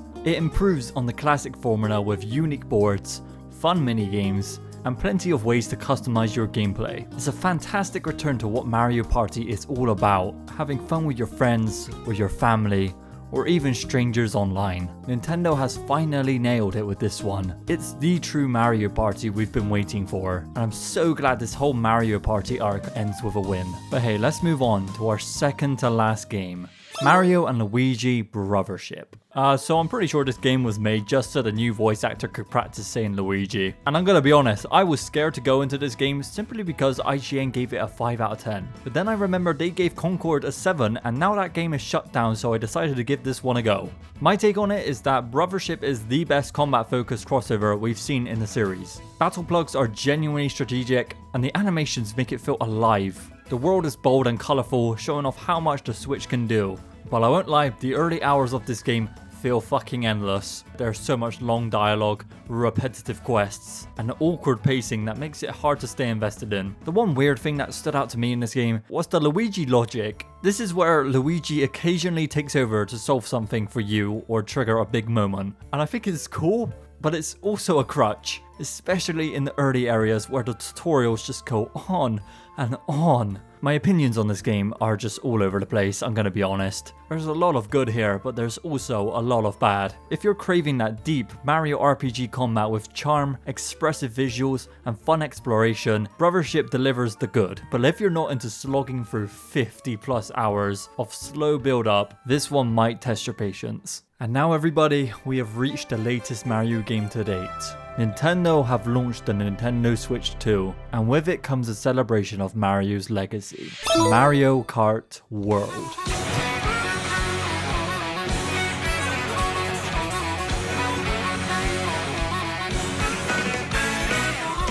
At first glance, this game feels both familiar and fresh. It drops some of the wildest things from previous Mario Kart titles. The anti-gravity sections are gone, customizing your car is basically out the window, and instead they give you this huge open world you can explore freely. Every track is part of this massive, connected landmass, giving this game a sense of scale we've never really seen before in the series. With 30 tracks at launch and a sprawling world to race through, this could easily be the biggest Mario Kart yet. The track designs themselves are fantastic. They are some of the most polished, satisfying races in the series. Power-ups have been reworked so that the most frustrating ones like the lightning or ink appear less frequently, making races feel fairer while still chaotic. The new driving mechanics, being able to jump, wall ride, grind, it's all so much fun. The new knockout tour mode as this survival twist, where only the fastest racers at each checkpoint move on, offering so many intense and fun moments, whether online or playing with friends. Now the Grand Prix mode, on the other hand, is for me one of the most diverse changes.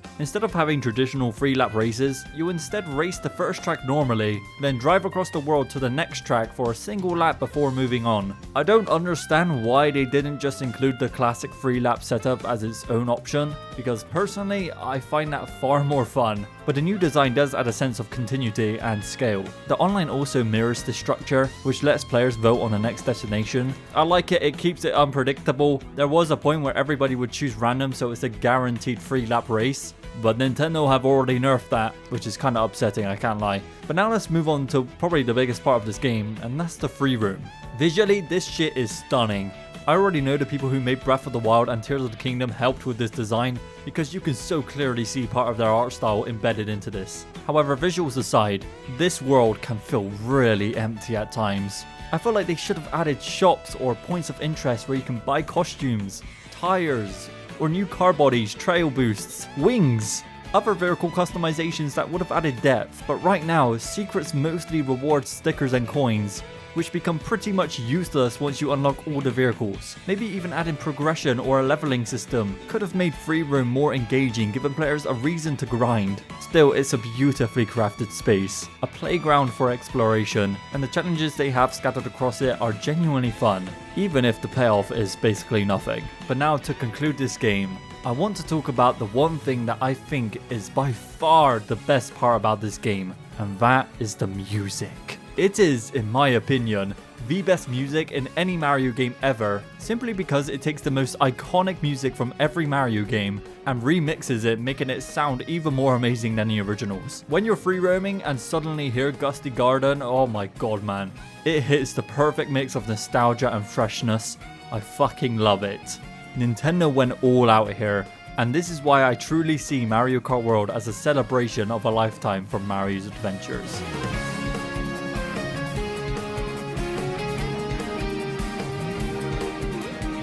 Thank you all so much for watching. I'm sat here right now about to export this video, and I still cannot believe I managed to pull this one off. Mario is a whole different boss compared to the other projects I've done before, and I've been working on this one for half a year now. It feels crazy to even say I finished it. What a long ride, man. Probably for you too, listening to my voice for 2.5 hours couldn't be easy, but I really do hope you enjoyed it. What I really wanted to do with this project was make it the Mario video on YouTube. Every single game with Mario in the title, all in one place. Plus I get to release it on his 40th anniversary, it all just felt right. Nintendo have already announced even more Mario content to come for the future, and I'll be diving into all of that over on my Patreon, as well as releasing my brand new series on there as well.